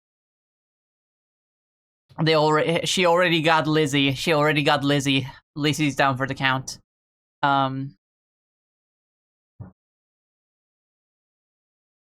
But who's looking forward to episode 2 of, I believe it's Gaslight District that is next.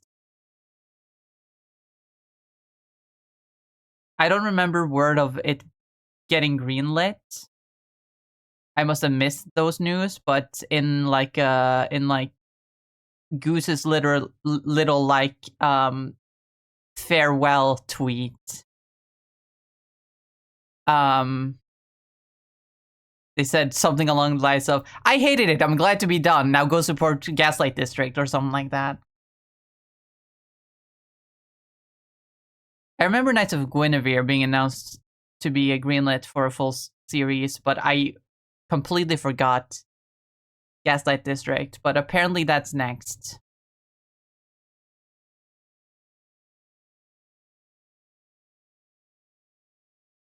They're all greenlit? Even Game Overs? That like just came out.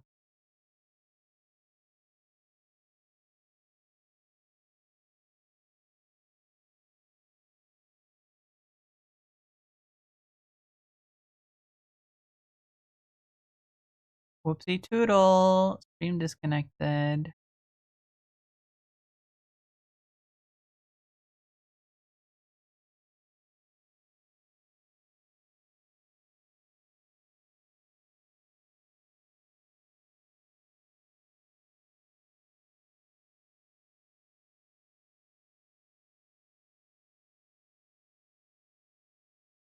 Are we back? Are we back?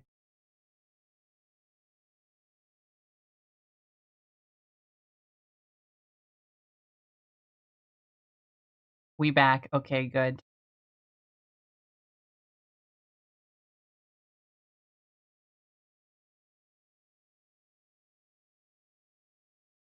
Wonderful.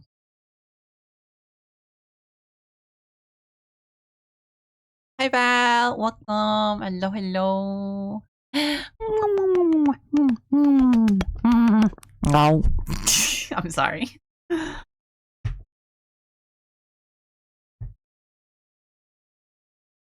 You just looked so tasty there. I had to take a bite.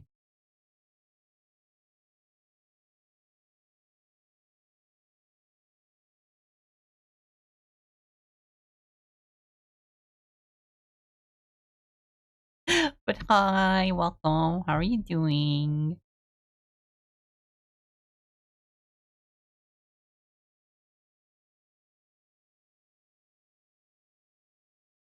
Shh! Everyone, stop talking about Digital Circus. Shh! Val hasn't seen it yet. Shh, shh, shh, shh, shh. No spoilers. No spoilers.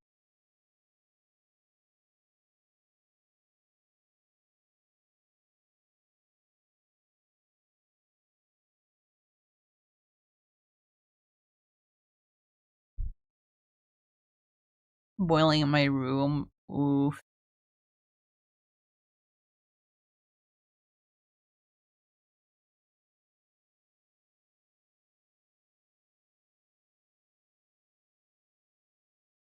It'd be like that. The summer heat of death and despair.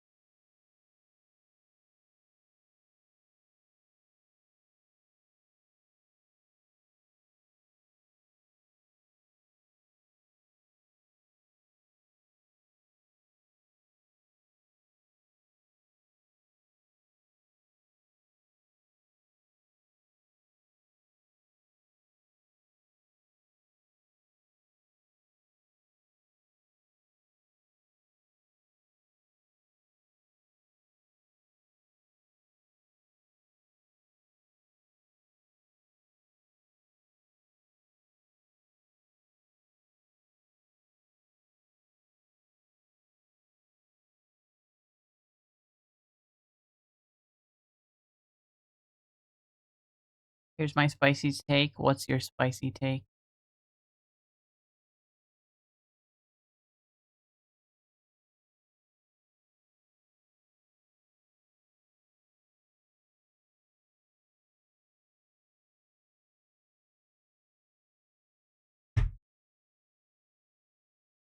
Gameverse was extremely mid, especially compared to how extremely peak Knights of Guinevere and Gaslight District pilots were.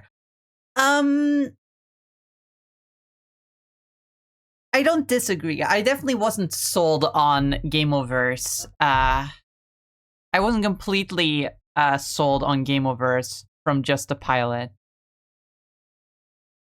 I'm not gonna lie. But it's been... I remember feeling the exact same way about Gaslight District, at least. Knights of Guinevere, sure. I kind of fucked with it.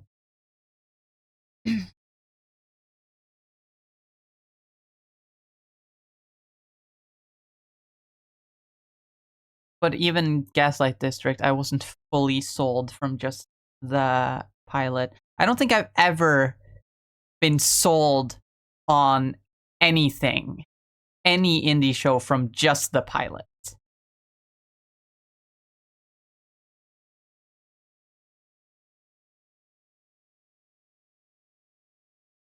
Even Hell of a Boss, I didn't like the pilot. Hazbin Hotel, I liked the pilot, then I didn't watch it for many years, and then I went back and rewatched it, and I went, this shit's ass.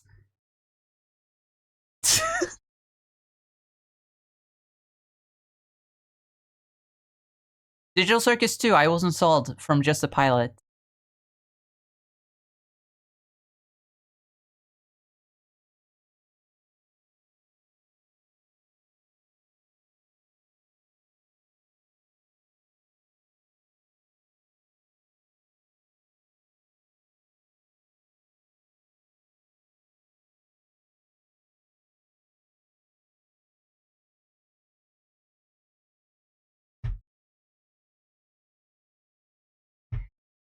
Sure, Gameverse will be fine as it goes on, but the pilot was bleh.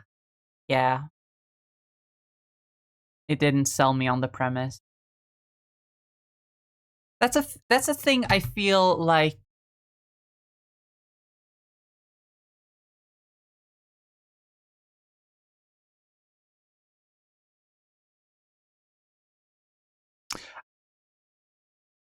Hazbin Hotel definitely did it all right. Digital Circus. I don't think any other glitch pilot has done it, but treating the pilot as a pilot episode and not just a first episode.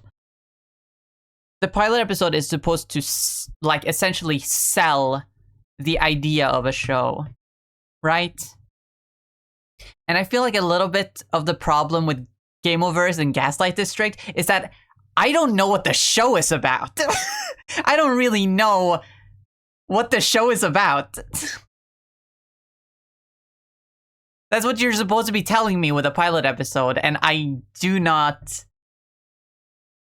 They've started treating them like, oh, episode 1.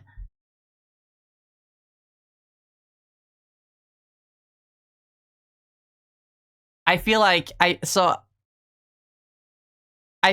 Glitch really has to start treating some of their pilots as actual pilot episodes. That doesn't mean they can't be entertaining. Obviously, like, they can still be entertaining.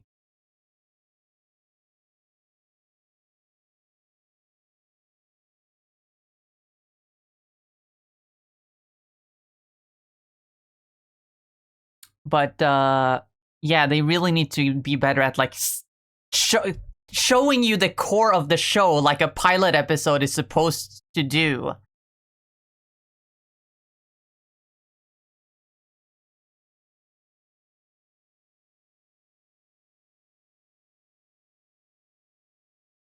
I've come to accept the idea of treating a pilot episode as an episode 1, at least in this new era of media where, like,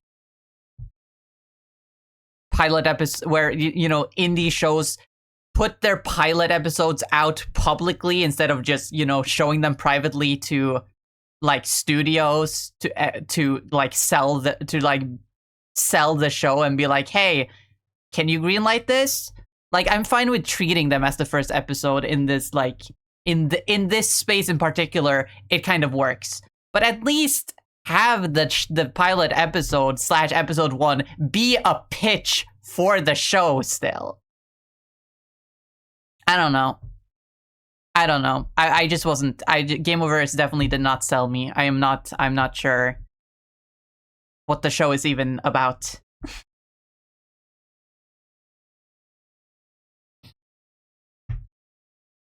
Game Over started with the world ending. There's no emotional attachment for the viewers, and thus the impact is low. If it had started with them actually playing their world and ending with it being destroyed, now that would be impactful. Exactly. That's a good idea. Ben 10's pilot episode was episode 7 of the show. Yeah!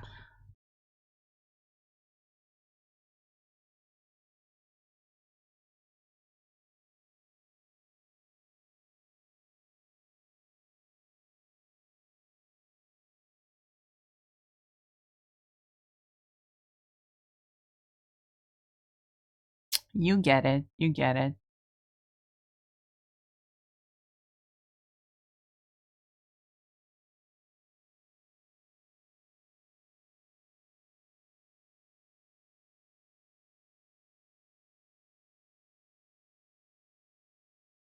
I mean, I kind of understand a little bit of what, like, the plot of, like, Game Oververse is going to be. It's them going to different, like, these game worlds and, like, trying to save them and blah blah blah. I understand. I caught that part. Still not very invested. It still didn't sell me, but with Gaslight District, I just have no idea what the show is. I don't think the pilot. To be fair, it's been a little bit since I watched the pilot. Maybe my memory is just poor, but I have no idea what the premise of the Gaslight District is. I'm excited for it. I'm sure, much like with every other indie show that I love, it's gonna grow on me the more episodes come out.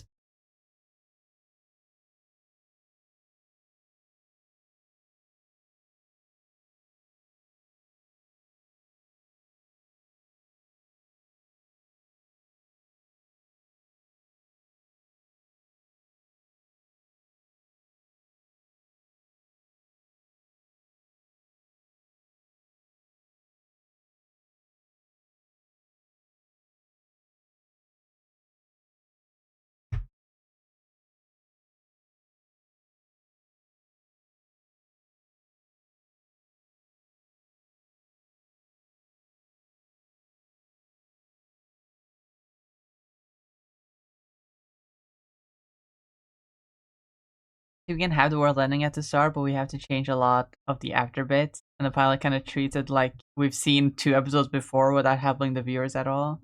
But it would have been better to have the world end at the end, or at least halfway point.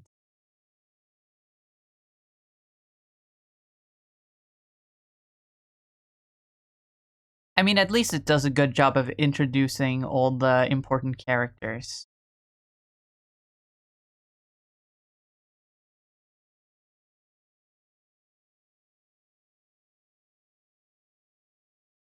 But still leaving a little bit of mystery for the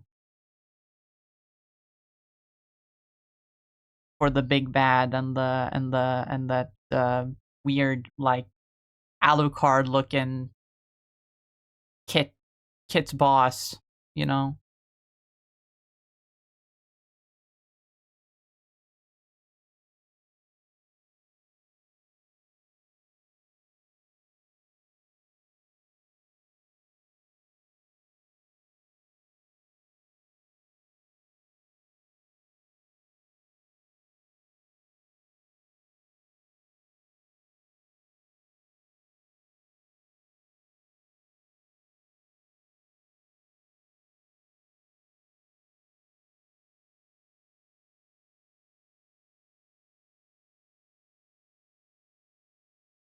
Also, as the wise perverted sage that I am, I have something interesting to add to my archives of Gameoverse. It is a rare character where she's actually drawn less fussy in the fan art than canon. Like, Jesus, you got bazungas. I don't... I don't know. A lot of the art I've seen gives her more bazungas, but maybe I wasn't paying attention to her boobs during the actual pilot.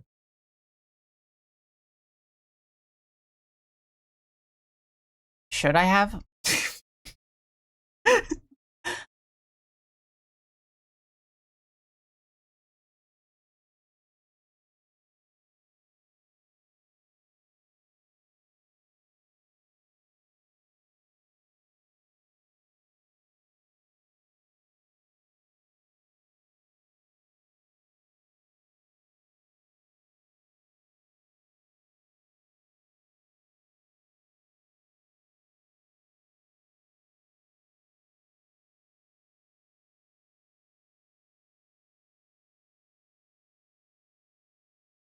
Even if she has decently sized boobs in the show, I'm guaranteeing that the art still makes them bigger. That's the internet for you. It's never enough. Never enough for the perverts on the internet.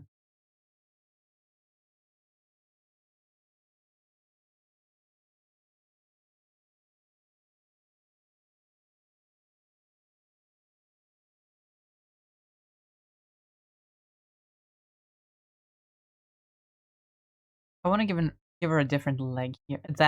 Give them a different leg here.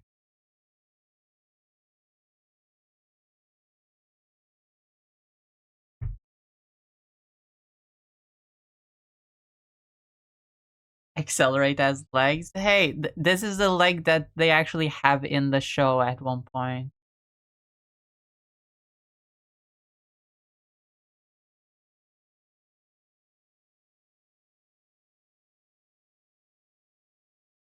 Well, it doesn't look exactly like this, but they have a wheel leg.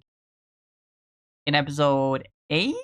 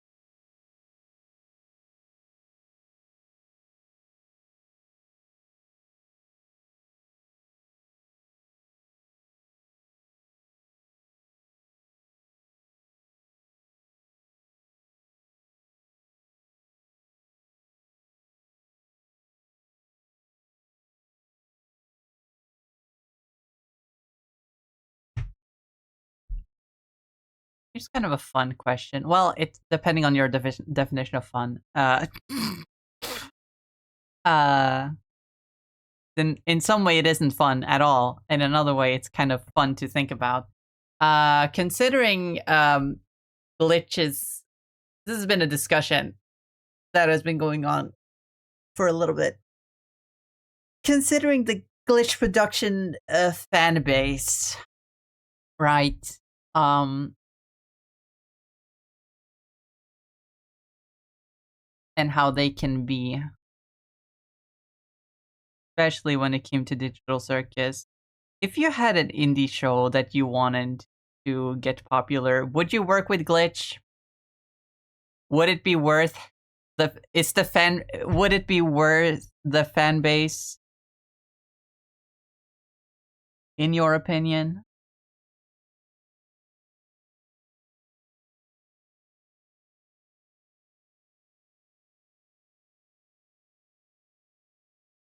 Yes, but address the fandom. That's fair. Just straight out the door, just to be like, all right, fuckers, listen here. Behave yourselves, or you get no more show. Probably a good way to do it, actually. I take it so I can fuck with them. I see.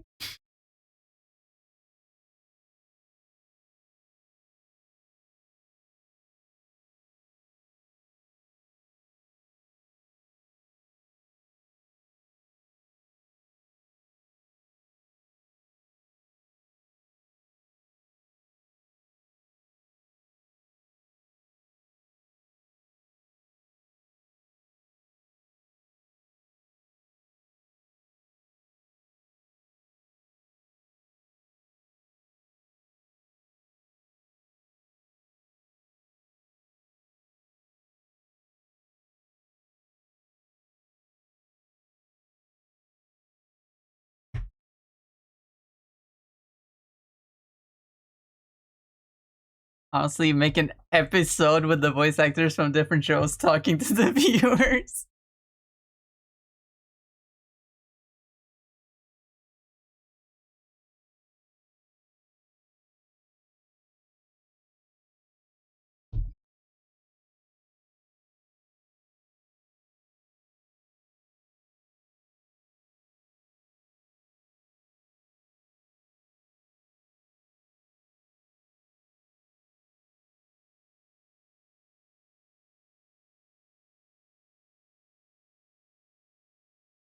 It's kind of a double-edged sword, though, if you think about it, because that fan base, they're gonna take it personally.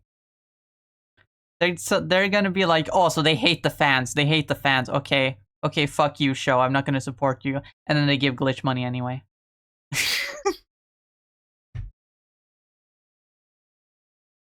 They're just gonna be real nasty about it.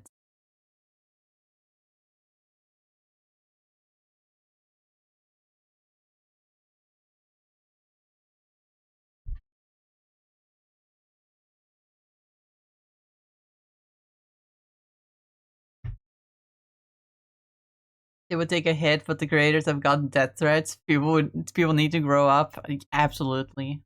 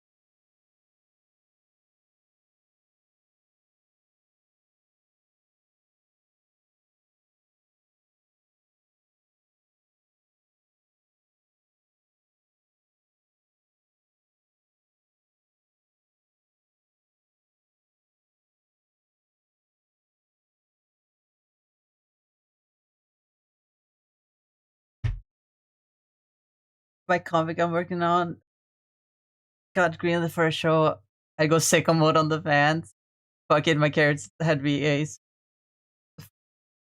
And I have money for my show being greenlit. I totally slipped them extra cash to save money things for me. 10 credits on my show would be basically what Gooseworks put in her Twitter a day before Digital Circus launched.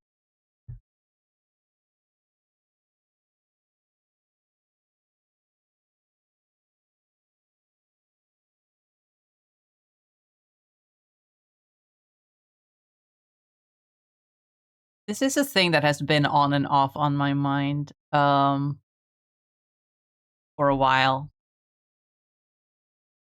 Because I have my own little project. Not that I'm so I'd like to say that I'm working on it, but it's kind of just sitting here. It's just kind of sitting here and I'm not doing anything with it. And I rarely talk about it publicly because I'm like, oh, I don't want to spoil the surprise in case it does get somewhere, but then I also don't work on it, so like what even is the point? Regardless.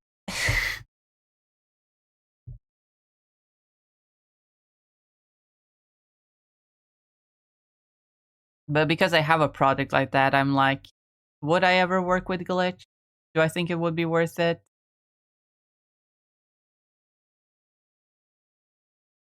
And I think maybe. But also, my idea for my project is not really a show, so I don't know if working with Glitch would be the best way to go anyway.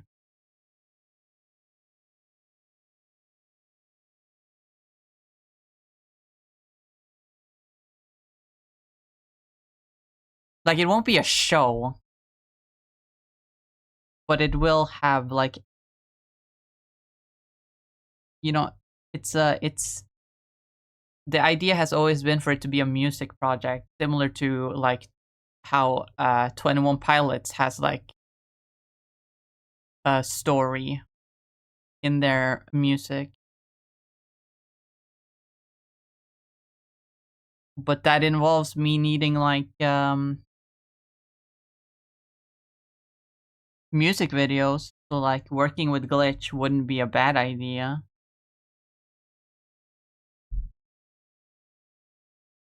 But the question is, would they even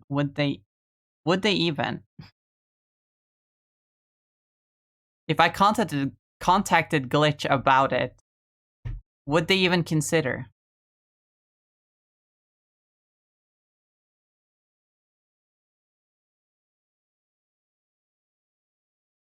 Is the question.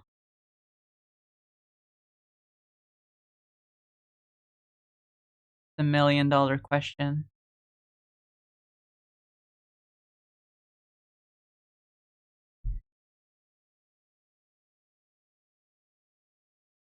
Here you go, Big Bread. You're up to the you're up on the big screen, so no swearing.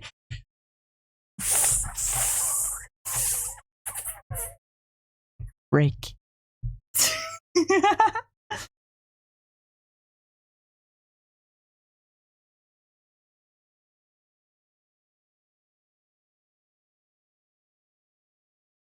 We're gonna commission and some other stuff, and now I'm sweaty. My comic I want chapter 1 to mostly be a secret till it launches. After that, I'm working on pages on stream. Yeah. I feel like I should at least do something with my characters. Like, at least get them out there. Do a Vivsy pop. Do a Vivsy pop. Put the characters out there, but then wait to tell the story, you know?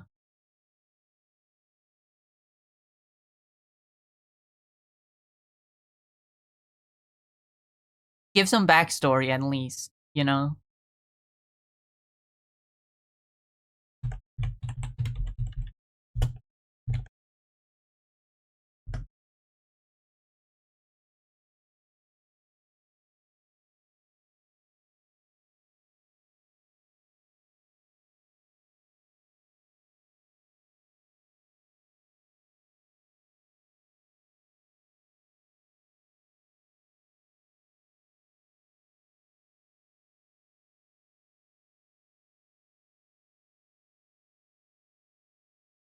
protagonist is this. I designed it so fucking peak, but I can't share yet. Adam Driver punching wall.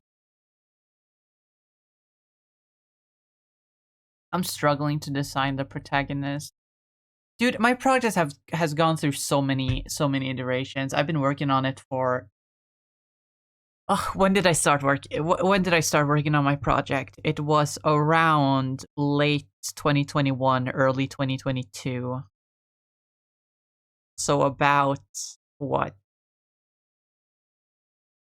4 or 5 years?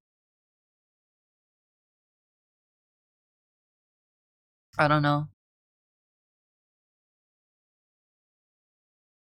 But I'm still struggling to design my characters.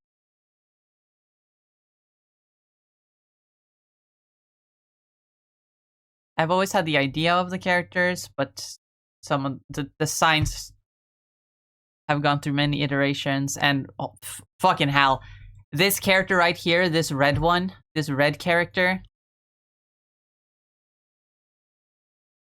I didn't even finalize her concept until earlier this year with help from a friend. She has always been the one that's been in limbo. She has to be there because, you know, the main characters are based on the 7 deadly sins. I need wrath somewhere. It just no ideas ever clicked with me until this year. And now I love her.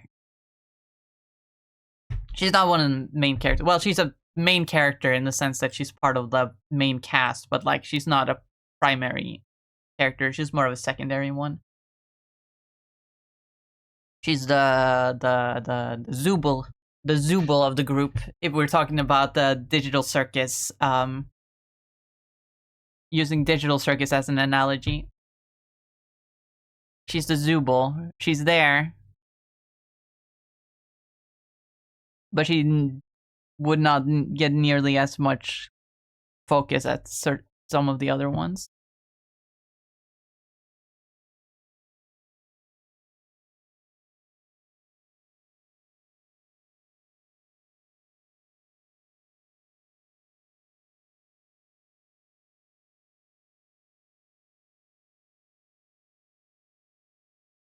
The worst part of the character design, color.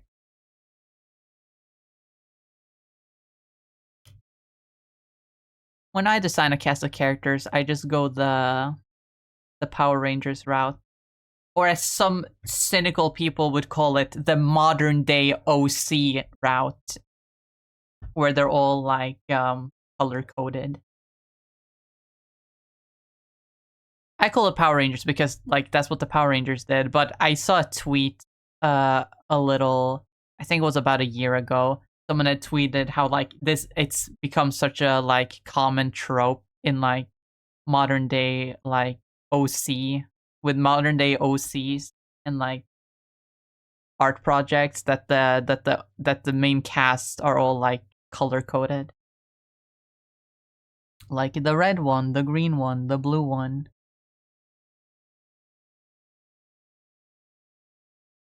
Which there's nothing wrong with. It makes them all distinct.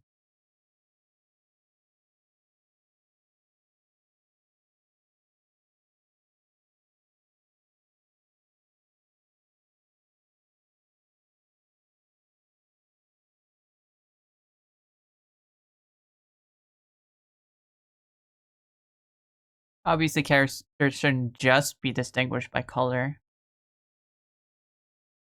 But it's a good way to distinguish them.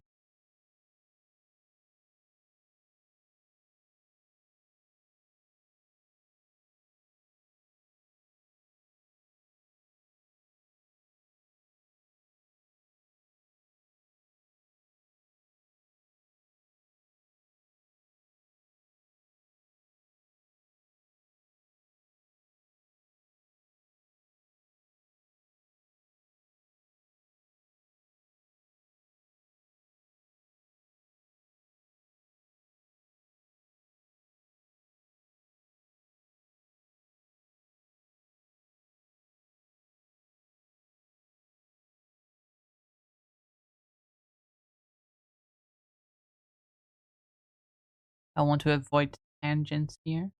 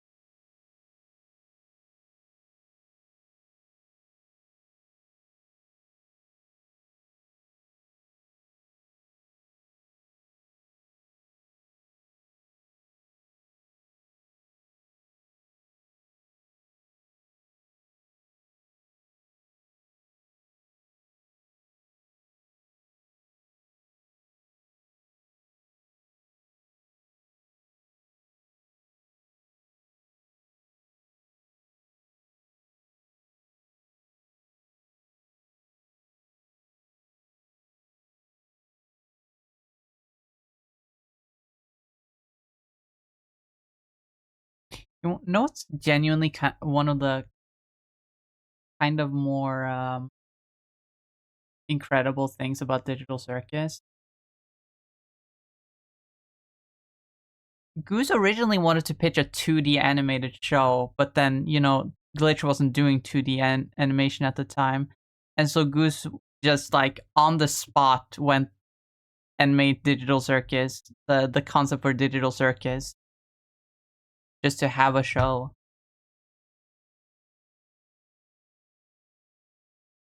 Show was more or less made on a whim,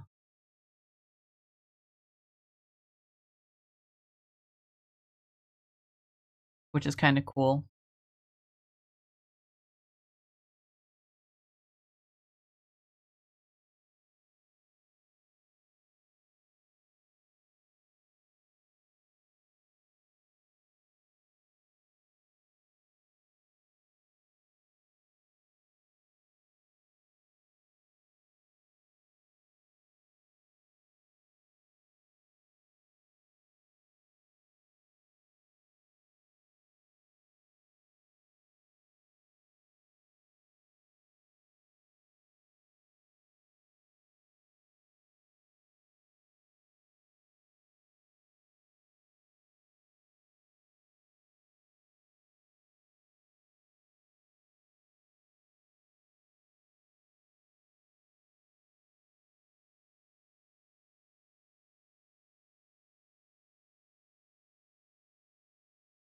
Hell yeah.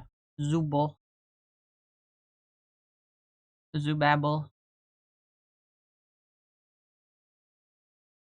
I love Zooble. Who's your guys' now that the show is over? I'm sure you didn't need the show to be over to be able to tell, but like, who's everyone's favorite Digital Circus character?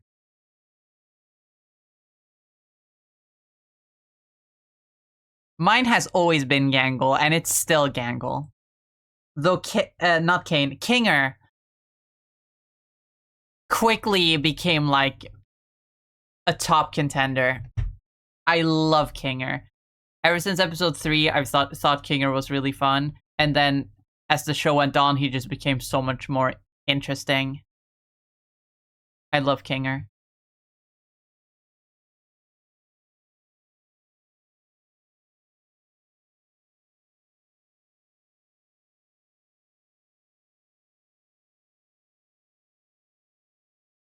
Gangle and Pomni.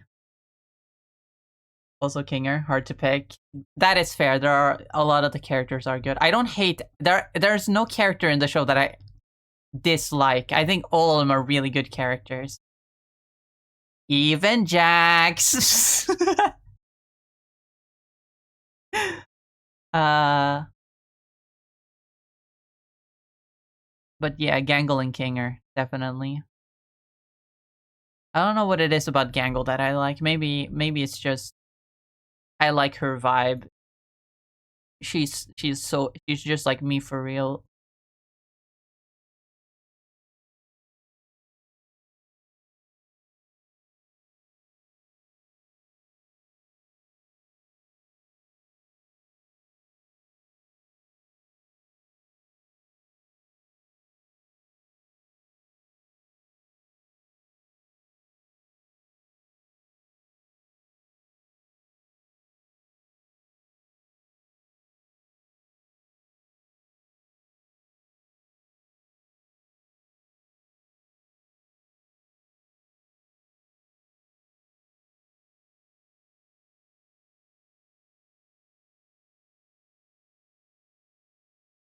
It got better in the end, but not my top pick.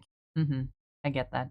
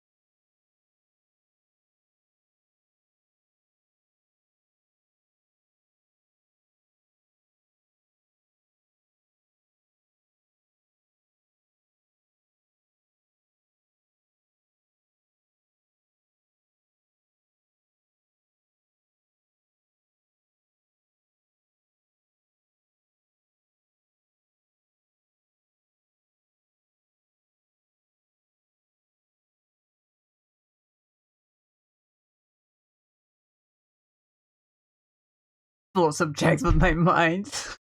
My fucking funny character. So real.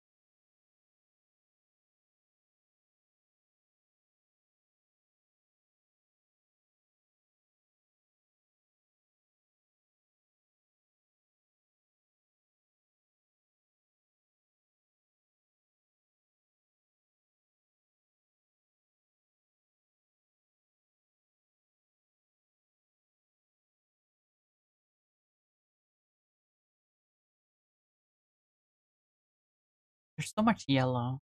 It's a color I.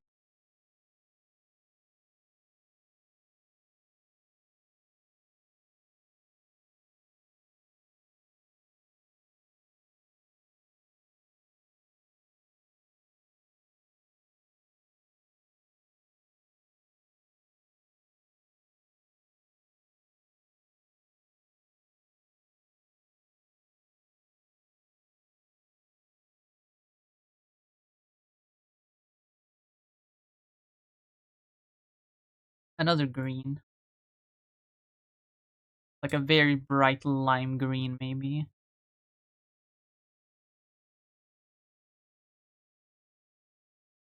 I just want them to be a complete, like, neon rainbow.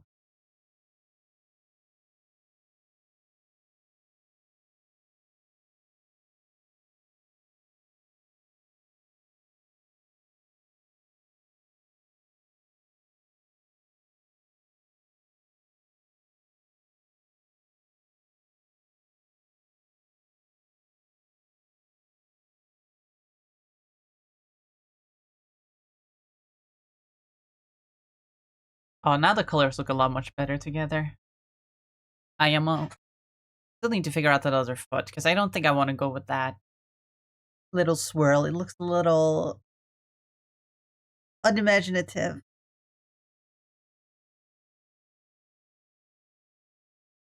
She had an animal. They had an animal. They used any pronouns. I'm fine. They can only use any pronouns, even though the English dub exclusively uses they them.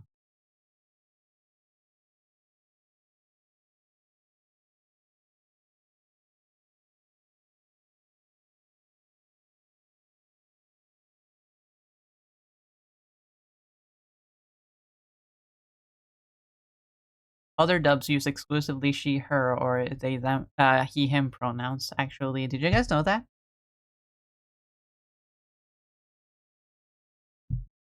Some dubs don't even use pronouns, apparently, for Zooble. I found out recently through a YouTube short that I believe it's the German dub that doesn't use any pronouns for Zooble. I don't know how they refer to Zooble then, if not using pronouns, but I guess it's a language thing.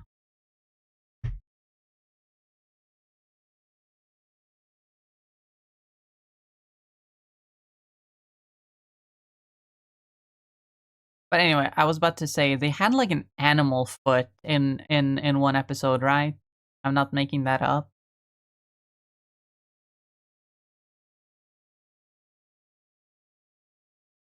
But what kind of animal foot? Wasn't it like a duck? Like a duck foot?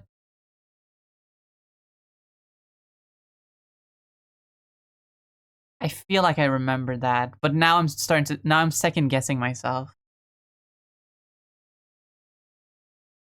Because I feel like I remember that, but when I'm trying to visualize it in my mind, it looks so weird. Like, no, that can't have been a thing. Hold on, I have to Google Zooble.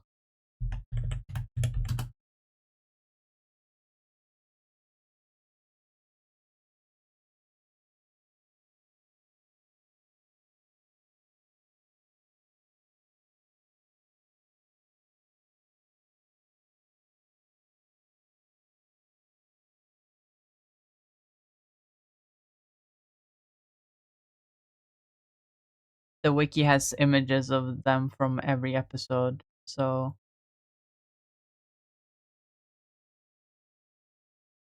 Oh yeah, they did have a duck foot, but it was at the same time as the wheel foot. So I'm not sure if I want to do that since I already gave them the wheel foot.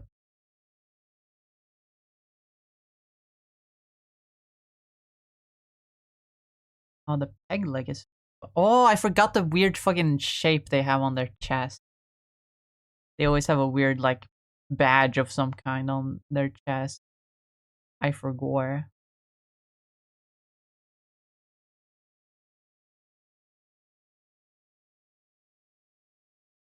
They've had peg legs a few times. Maybe I can give them one of those.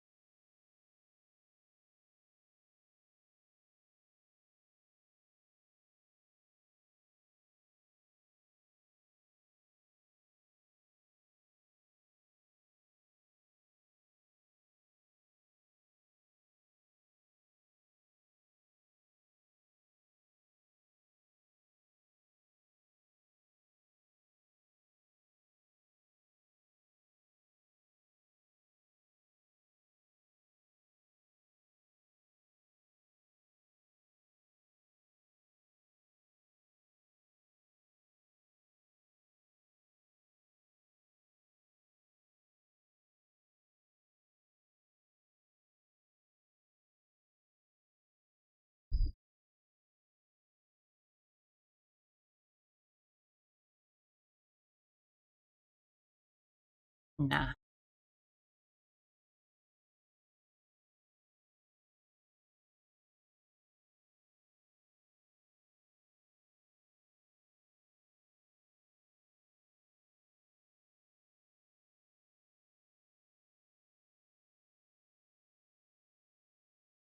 Man, I got like no work done on my pride art.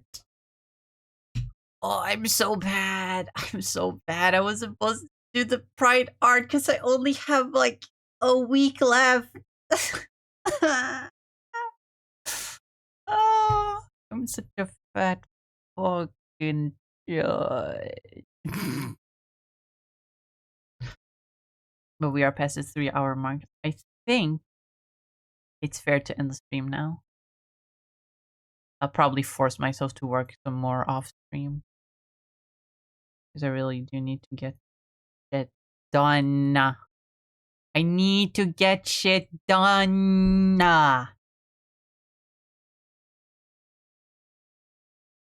Our Cinemator is streaming. Holy what now?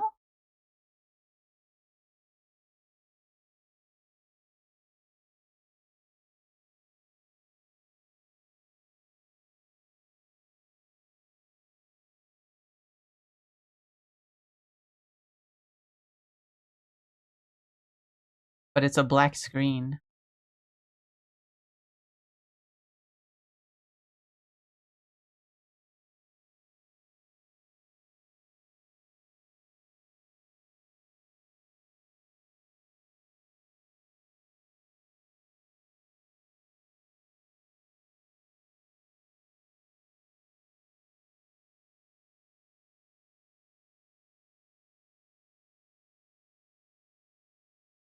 It's a completely black screen and she's not talking, but this is a very funny moment to go raid arson.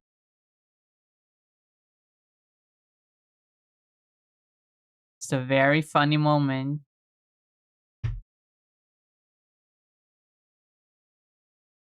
Very funny moment to raid arson. So I'm gonna give you guys a raid message.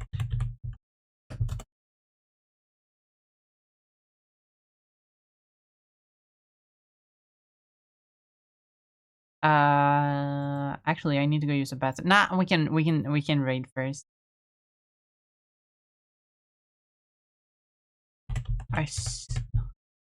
Our sonimeter. Mwahaha, evil raid. Mwahaha.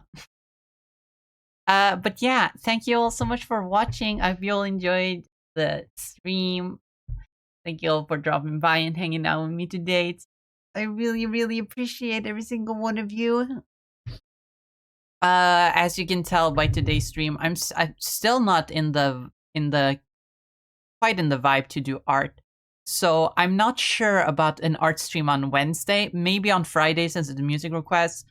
But I cannot. I don't think we're back to like our regular like 3 art streams a week kind of schedule. I still want to play video games. So we'll definitely play some more games. I think we'll gonna be playing some Slime Rancher tomorrow. I really like Slime Rancher. But we'll see. We'll see. I'm not sure. But yeah, thank you all so much for watching. I really hope you enjoyed this stream. I hope to see you all back again next time. As always, remember to eat food and drink water and take care of yourselves. Take your meds if you have them, if you need them, if you need to take them. And yeah, make sure to drink food and eat water and take care of yourself. Take your meds if you have them, if you need them. And remember to step outside and get some fresh air and some good sunlight.